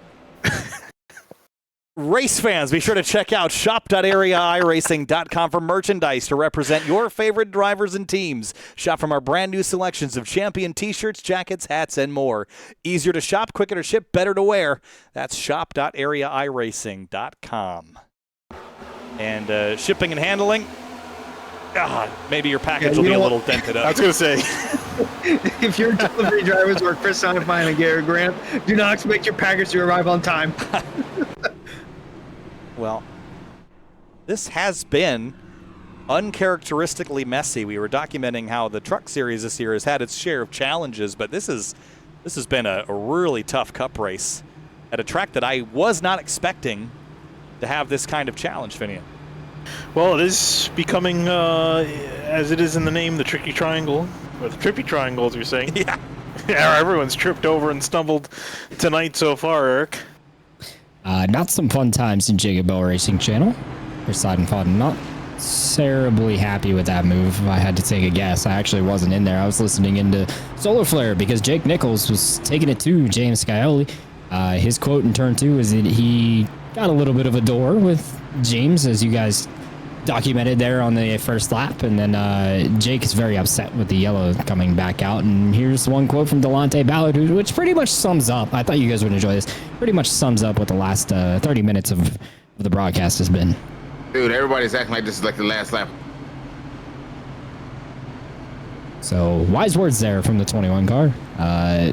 Everyone is acting like this is the last lap. You got to get everything you can on a restart. I can't fault the guys for that, but man, if we watch the replays again on that one, I have no words for what took place. Yeah, and I mean, you dangle the carrot in front of you. But you know what was interesting is when we did the All-Star race last week, I know it wasn't for points, but it was for $100 prize, and we were driving cars that are arguably much harder to handle at a track that is tighter, and we had a pretty successful clean and green race. So I think there's a component of the drivers. I think there's also a component of these cars not allowing drivers to stretch out. So you get these packs of cars where mistakes are just amplified, and that's what you get. You get 8 or 9 yellows at a track that's 2.5 miles and 150 feet wide. Yeah, and I think it's also we talked about that it's really hard to pass out there. So similar to what we saw on the radio message with Eric, that everyone is racing like it's the last lap on these restarts because, like we mentioned, it's the best place to get all these spots at. And then especially when you expect more cautions to come out, you know that there's going to be less green flag laps to even get those positions. So it almost exacerbates the problem. I think that's probably what we're seeing here. I'm getting curious to see what we got with these last 15 laps, because if the action hasn't down up to 11, it's going to probably break the stereo at this point. And looking through, we still have we're coming to 14 to go. We might get a restart with 13 to go, but 7 races, 7 different winners. We're still looking at the possibility of 8, with Weishart and 6 being 1, 2, 6 is 11th in the point standings. This is without the playoff picture, and David Weishart is not even running the full season, so it could definitely shake up some things. Still have about 2.5 handfuls of laps left, but This is definitely going to shake things up in the point standings for those like Ryan Hart. So he entered second in drivers' points, and he might lose a couple positions with how close that battle is after this is all said and done. But Kyle's still a good bit of ways to go. Go ahead. Oh, you go. Your turn. I was just say, speaking on Ryan Hartz, he's still recovering after he had that incident with Travis Beckner. He is currently, let's see, I just had him score. Yeah, he still scored 18th right now. But Hunter, what do you make of this with Brandon 6? And I guess one other note that I didn't mention to you guys: David Weishart topped off. So he has one lap better than one yellow lap better on fuel than Brandon 6 here at the front. But from what you guys have seen up here in the booth, Hunter, Finney, and Kyle, do you expect 6 to be able to try to hold these guys off? A little bit of both.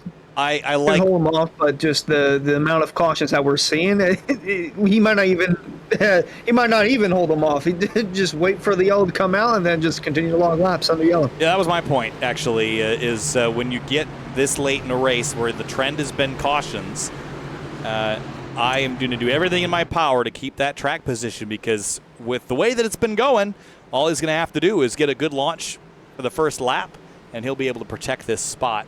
As far as the wins have gone this season, there have been 7 different winners in 7 different races so far. No repeat winners yet this season.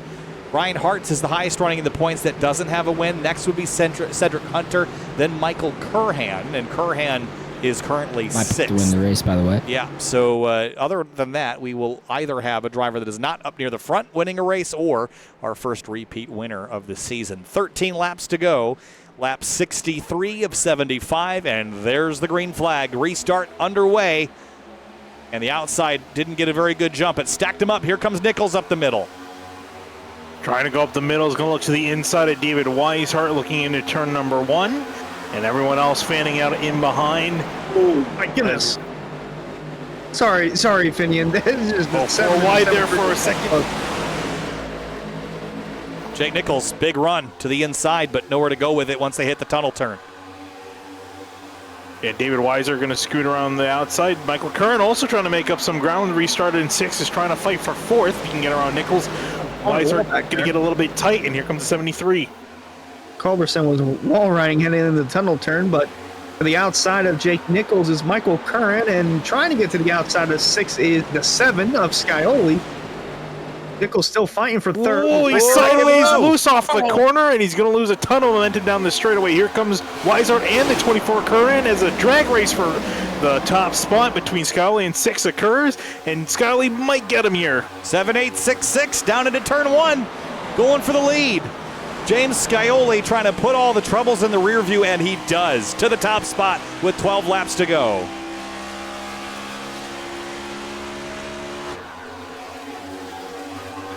Yeah, he timed that really well with a great run off of turn 3 as 6 was struggling, getting a little bit loose. So we'll see if Scioli can hold on to that for now. If anything else happens in the background, as Rowe was 3 wide off the tunnel turn there, with Ryan Hartz working the outside Ed Robertson. Curran looked like he was going to clip that apron. Oh, Slade nearly getting into the side of Hearn there. This is a fight for 6th right behind Curran. And now Hearn going to look underneath his teammate for that 5th position, and Nichols still trying to get around Weishart. Across the stripe, 11 laps to go. The laps are ticking down. The 24 throws a defensive block there on the 4 of Cameron Hearn. He has a push from the 8 with a storm into turn 1 at 190 miles an hour. And the race is on. 3 wide here for just a moment as Rafe Slate looked to the inside of the 24. Lindsley backed off of it to make sure, I think, that he didn't get involved, turning around the 24, the 4 getting into him. Speaking of which, turn drag racing Rafe Slate, JT Poole joining the mix after being stuck quite a few positions in behind. Look out, big slide. Nichols going to slide. Oh my goodness, it's almost a slip and slide there in the tunnel turn for Jake Nichols. Going to hang on the 4th, still struggling to get around Weishart for 3rd. Going to try and look to the outside, but don't leave that door open too soon. Here comes Curran. 10 laps to go. A wiggle from the 2 of Greg Mitchell. Ooh, big tank slapper for the 51 of Ricky Springer. Across the stripe, Scioli's lead a half a second. 6 trying to keep him honest. He's still a half a second back, but Nichols still working over the 33 into turn 1. He's not going to clear him this time. He's trying to make the move to the inside because that's the only lane Weiser gives him. They're going to touch George just a little bit off of turn number 1. Weiser's going to get the run and a little bit of slipstream from Brandon 6 as you see Nichols has to slot in behind. And will still be stuck in 4th. And he knows, I think he's trying to be in a rush here. If he can get past the 33 and the 66, he might still have a shot at Skyoli. Gonna have a good shot of here, heading down the second back straightaway. Gonna still stay tucked in behind Weishart. I say if he doesn't make the move soon, Michael Curran will. Here he comes, looking low, but Nichols gonna diamond it perfect through turn 3. Gonna have a run on Weishart down the front stretch. Down the front straightaway. Speed's Weishart has a good run on Brandon 6. Does he peel out? He's actually staying in behind. I'm surprised by that. Give him a shove. Try to catch Skyoli. Gap is still half a second, but that 7 car is hooked up and on much fresher tires, and that's where this is going to start to matter here. Now that he's got the track position, the tires will start to be able to be utilized here now with the clean air on the nose. David Weiser gives a shove to Brandon 6, and he gets himself into the wall. And just on the yellow line, Nichols hit it, and it pushed him up the track. Well, a little further back, there's the 2 of Mitchell, the 17 of Sturgill, and then a little further back here, got Jeremy Miller in the 30 car. Has not been able to work his way through this, riding on board with him. Rabel ahead of him, the 07 of Cedric Hunter. Both those cars got EOLs for incident responsibility earlier in the night.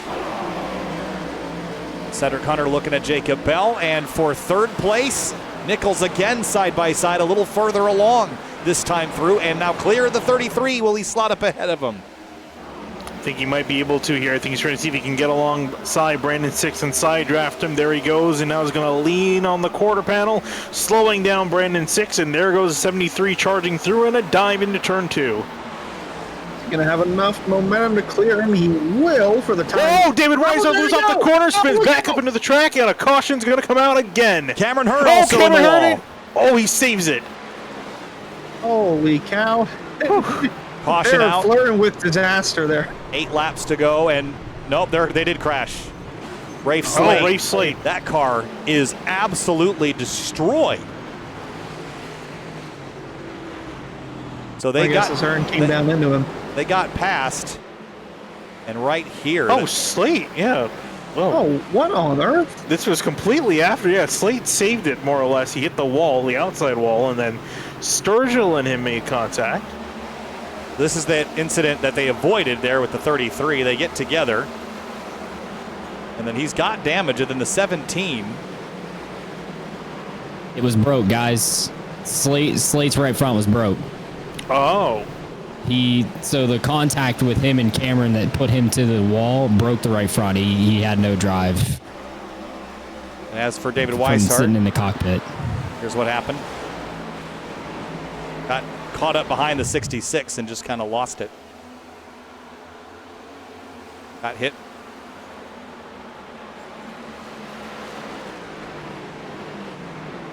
Oh. So, 7 laps to go. We're going to get a late race restart with Skyoli and Nichols on the front row. Both of them have won races so far. Nichols leads the point standings by a huge margin, but only has 1 win to his name. I'm curious to see where Skyoli's going to pick as far as lane choice. Does he want Brandon 6 to be in behind him or Michael Curran to be in behind? Jake's going to do the old dip and dodge, and some of these guys might actually come down and pit. Yep. Someone? Anyone? A little further in the back? Yeah, I was going to say, staying out at this point, we saw it way earlier on in the race. If you top 6 went about 15 laps before anyone that pitted got around him. Granted, had quite a bit of cautions in between them, but staying out at this point going to help you more than hinder. So we're not going to see a green-white checkered this time. So that means that the most amount of yellows we can have from here on out is 2, with one of those ending the race. I've lost count. A lot. I have not been keeping notes. I want to say 9 cautions. Oh, that is too many. 9 sounds good. Too many for a 75-lap race. Do we still have the graphic where it has stats for the race? No. Oh. It's in the workshop being worked on. Yeah. Oh, by the way, Kyle. Yes. I gotta pat you on the back because Finian saw my side of this when I did a race broadcast with him. Beautiful segue from the Garrett Grant, Chris Heidenpod wreck into the ad read. It was just Finian was laughing at the ones that I managed to come up with when I got to do the broadcast with him a couple weeks ago, and yeah, that was beautiful. Thank you. I had to read the ad at some point, and it was the last one on the list, and sometimes they just write themselves. So we're going to get a restart with likely either 4 or 3 laps to go if we get the one to green this time by. We should. So that would mean 4 laps, and any yellow flag before the white would put us in a green-white checker scenario. And as we are used to running, we will have 1 attempt at a green-white checkered should we end up in that scenario. I'm going to put good money on that we will. And once that green-white checkered has been engaged, next flag will end the race, whether it is a checkered or the yellow. If we get to the white, game on. Run each other into the catch fence all you want. It's they will. And we have seen the that way we're going before. We're flying out the tunnel turn. Yeah. Yeah, it looks like James Scully's picked the outside lane, so Curran will be in behind him for the restart. Nichols will be in front of Brandon 6. Not to mention, Connor Horn has made it inside the top 10. I don't know how long he's been inside the top 10, but we haven't talked about him all race long. He's just cracked it. There you go. He hasn't really had much of a night. He was the beneficiary of avoiding the wreck right there and gaining a couple spots because obviously we saw Slayton Sturgill. That was a couple cars out of the top 10 that promotes Connor. Yeah, we have not seen the typical pace out of Connor at this track that we would expect. He's been top 3, top 4, top 5. So for him to be mired outside of the top 10 and be here only on avoiding wrecks is unusual. Does he have like an open wheel seat set up? Because he sits so low in his seat compared to like any other driver we look at. I swear. Big seat, small dude, I think is your answer to that. Oh, the pitter. Oh. Yes. All right. Coming to the green, 4 laps to go. If the yellow comes out before the white, we'll have a green-white checkered. Scioli is your leader in the orange car on the outside. Jake Nichols going for 2 wins. So is Scioli. Curhan and others looking for their first of the season. Green flag, and we're back underway. Less than 10 miles. All stacked up in behind. I saw some guys trying to gain the start in the background as they're heading off, and you see them all so close together. Probably the closest we've seen them on a restart, heading off into turn 1. Do we make it through though? Oh man, tense moments. And Robert. Yeah, he just they really cut it close with the wall. Now Jake Nichols has his eyes set on the 7. Curran going to get a massive run down into the tunnel turn. Here comes 6, looking for 4th from Poole. What about JT Poole in the closing moments of this? Could he steal one away as they shake and shuffle? A couple cars splitting pretty wide. Look at Cameron Hearn. Where did he come from all night long? He hasn't been in the mix. Yeah, well, remember, was almost taken out on that wreck after making contact with Ray Slate. Held on to it, and he's going to keep going, make some contact with the curbing, though. Goes a little bit sideways, will lose some momentum, but will continue onwards. Ryan Hart is back in the top 5 somehow. Oh, and then puts an aggressive block on Connor Horn. Took him all race long to get back inside the top 5. Still not done yet. Trying to fend off Connor Horn. You see battles continuing to occur behind the top 5. Whoa. And way up the track, there's Connor right there with Brandon 6 and Travis Beckner. They're scattering 3 wide down the back straightaway. Scioli weaving, trying to keep distance between himself and Jake Nichols. The gap is 0.2 of a second. Brandon 6 on the inside. That's a tough line to hang on to. Taps the 4 in the tunnel turn. They're going to crash. There they go. There's your big one right here. Oh, Cameron Hearn in the middle of it, and the caution will fly again. Oh, Gray Mitchell, Jacob Bell, Douglas Newby can get involved as well towards the tail end. full course yellow, and that means that we are going back under the control of the safety car. That was my road coming out there for a moment, but that means that we will get a green-white checker, boys. Yeah, this is really unfortunate for Cameron Earn. We were talking about it again at the top of the show.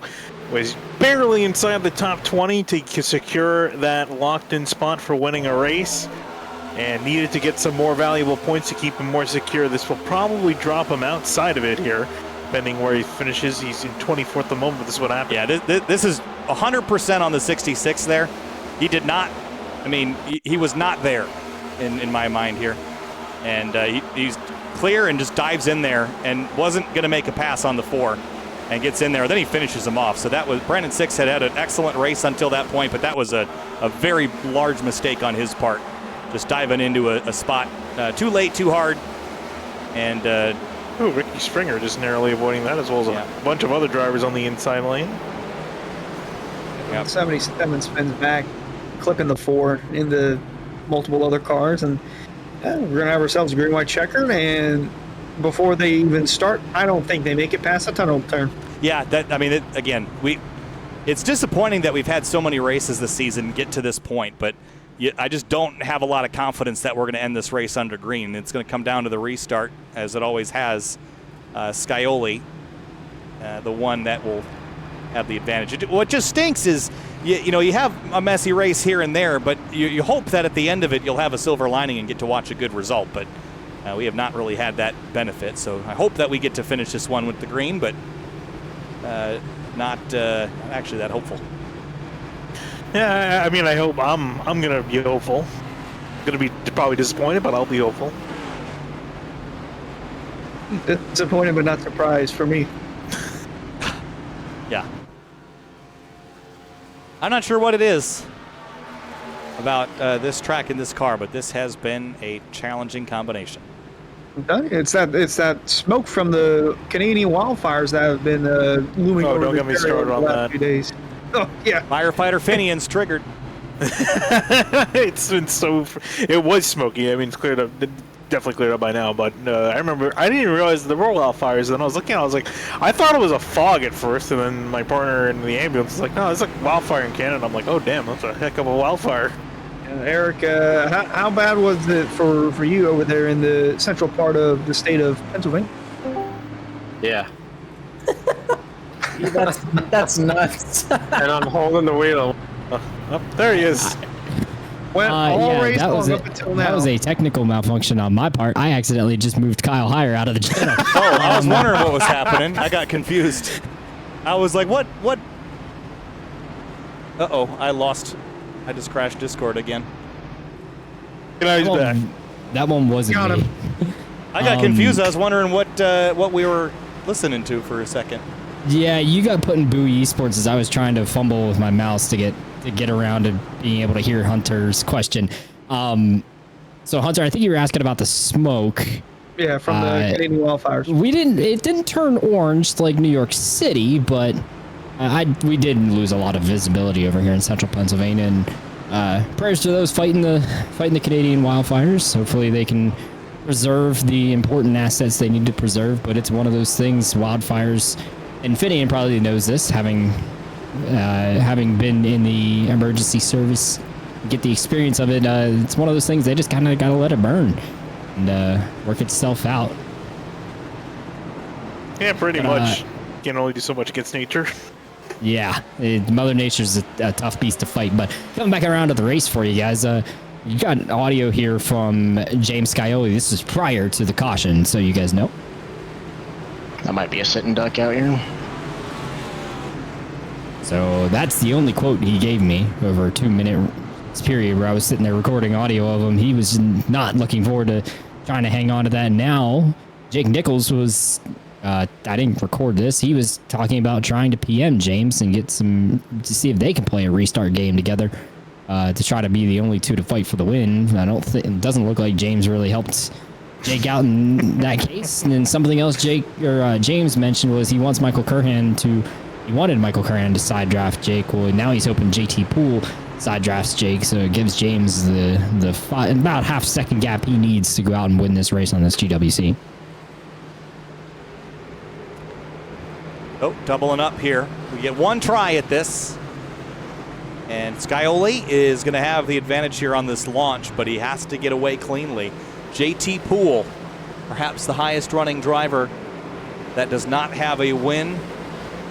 Michael Curhan will be right alongside him, also searching for his first win of the season. So row 1 has had a victory. Row 2 and half of row 3 has not. Well, we'll see what happens here. Got to get back to the white flag to finish this one under green. It's 2.5 miles from now. Turn 1 is the tricky spot. Here we go. 5 miles remain at Pocono for the Area Cup Series, round number 8, and here we go. Good launch by Jake Nichols. Not a bad one alongside Scioli, but the 7 still will have the advantage with JT Poole clearing the 73 almost into turn 1, but not quite. This is exactly what Scioli wants. So is a huge crash in turn 1. That'll be all. Dang it, guys. Come on. Didn't even give him a shot to race. What a disappointing end. Disappointed in, but not surprised. Oh. There goes my hope. Oh, it was before they even got to the turn. Yeah, they were going for the win back there in 20th. Yeah, I don't know what that is. Don't know what that was all about. I mean, if you're going to complain about drivers running into you on a straightaway, you definitely can't do it to somebody else. So, James Scioli will come back around, and he's going to pick up the white, and next time by the checkers. JT Poole will be second, then Jake Nichols, Connor Horn, and Ryan Hartz. And how about Connor Horn at the end of all this? Up 25 spots from 29th to 4th.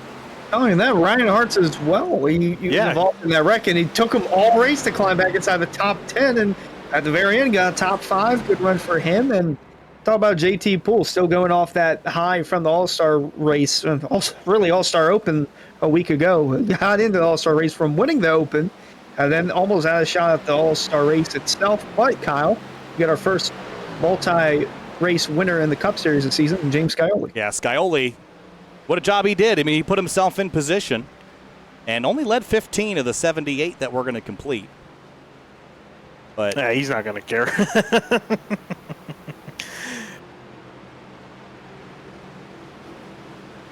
And he's talking about being the sitting duck earlier, but looking like he's going to be the lucky duck. Yeah, there you go. And there's the call that we needed. Checkered flag, James Scioli, at a slower speed than he would have liked, took 2 hours and 14 minutes to finish these 78 laps, but he finally does it. Checkered flag, second win on the season. JT Poole, Jake Nichols, Connor Horn, a top 5 after all that. 4th place, and then Ryan Hartz. What a rebound for the 3. I was going to say, and that car does not look half bad compared to where it was when he initially got put way down the order.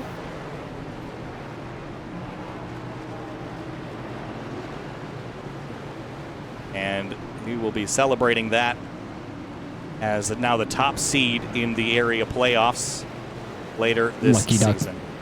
Lucky Duck Motorsports Radio for you. I don't think we had enough yellows there. Could have used a couple more.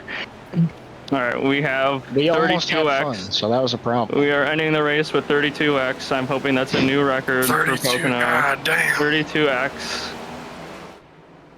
Douglas Newbigging picking up 32X tonight, guys. How does that happen at an oval? He actually. But the car's still running. It's Pocono, not Martinsville. I mean, it's. So, you guys mentioned the new damage model. Obviously, he didn't get an EOL tonight, so it wasn't the cause of an incident. And somehow he lived through 8 separate 4X incidents. Wow. Here's a look at your race results. Poole, Nichols, Horn coming up just short on Scioli. Then Hartz, Curhan, Beckner, Springer, Barroso, and Ed Robertson, the rest of the top 10. And Finian looking 11 through 20. And this was kind of luck of the draw on the closing laps, I think. Yeah, I was going to say, it's kind of amazing because there's some names out of guys that I thought we never would see anywhere near the top 20 after the first opening laps. Jeremy Miller up into 13th, Brad Slaughter in 16th. Brandon Six, of course, getting relegated to the back after causing a caution, so he ended up finishing way down the order at 19th. Indeed, Cogswell and Sturgill Newbigging as well each had their fair share of carnage, including Hearn. Weishart at the very end there. Tyler Nichols, part of that late race caution, Swan, Culberson, then you got Yonishiwu, Bell, Mitchell, Seth Nolan. That race slate the first of those out. Looking down the rest of the order here, down to 35. Connor Okrezik, 35th position, the last driver out. Jordan Martin out early with this one. Let's chat with a couple of our drivers. It was Jake Nichols that came home in third place, fought for the lead a whole bunch tonight, but just didn't pan out, didn't get the cycle at the right time to end up on top, Jake. But P3, again, a points lead, well established, but the wins are what you're looking for, and again, just shy on that tonight. Yeah, car was pretty good. I mean, we just didn't get any runs. We're kind of due for that style of race. I mean, there's been a lot of races where there's a lot of lack of respect within the race, and I've told people that we're kind of due for this caution-filled race. I wish we didn't. I mean, I wish we don't have these kind of races. I don't think anybody watching, anybody racing, anybody adminning, broadcasting wants to see that kind of race. But the unfortunate thing is, I think we go super speedway racing and then road course racing. So I don't know if this will teach anybody anything, but hope so, because we got a lot of good drivers in here. I think everyone just needs to learn how to tone it down and have some respect for others, and I think we can put on some really damn good races. But hopefully we have that in the future. Another top 4 is awesome at the end of the day. We love getting those points finishes, and don't want to take clutching with an 11th and the rest of our team having some issues there. But overall, not a great night, not a good night, but it was better than average. So we'll take it in the Solar Flare Racing camp and move on for hopefully more top 4 finishes. Jake Nichols, P3 in the 73. Jake, we'll see you next week. Thank you. See you there. JT Poole comes home second after a really strong run at the All-Star race last week. Kind of robbed of a shot there at the end, JT, but P2 can't be disappointed in that, but maybe one spot better would have been even sweeter. Yeah, it would have been nice, but I don't think I would have had anything for him at the end anyway. Clean air, and I'm not good at Pocono, so congrats to James, and Jake had a really good run too, so man, that was a rough race for everybody. So I don't know where we are next week, but hopefully we can clean it up a little bit. But yeah, just sucks we couldn't at least finish that under green. JT Poole, second place in the 26. JT, have a great night. Thanks for chatting. Yes, sir. Thank you, too. And James Scioli, the first multi-time race winner this season, gets it done. I'm sure it probably wasn't a bad thing to see the yellow, knowing that you were out front, but race pace slower than we would have expected behind the pace car all night, but led 15 laps and won the race, so it can't be all bad news. Yeah, it's whenever we get a race like this, it's nice to come out on top at least. I don't know. I think we were kind of due for a race like this in the Cup Series. We've had some in the other series, and unfortunately, it just after a couple off weeks and stuff, just kind of all pulled up here, unfortunately. But just glad I was able to get all the restarts good. I think Jake and I were going to have a pretty good battle for the win if we could ever get some green. I know we had some good racing going on up at the front, so I wish we could have showcased that a little bit more. But honestly, did not expect to win this one. This is probably my least favorite track out there, so just happy to walk away with a win. Don't really know what to say. Didn't expect to be getting an interview today. Well, you got one, and you're going to be the first multi-time winner. Top seed for the area playoffs, James. Congratulations and a strong night. Thanks, guys. I want to say a big shout-out as well to No Kid Hungry. We're doing a little charity sponsorship here for the next couple races. We've already raised over $300 for that, so if you guys want to donate, check all the socials for the donation link. All donations are appreciated. And then big shout out to Roasted Gems Coffee, Abruzzi, and Simrap Market, and then Lucky Ducks. Glad to get them their second win of the season, and hopefully we can carry the momentum into the next weeks. James Scioli, the number 7 No Kid Hungry Chevrolet, wins at Pocono. James, thanks so much. Thanks, guys.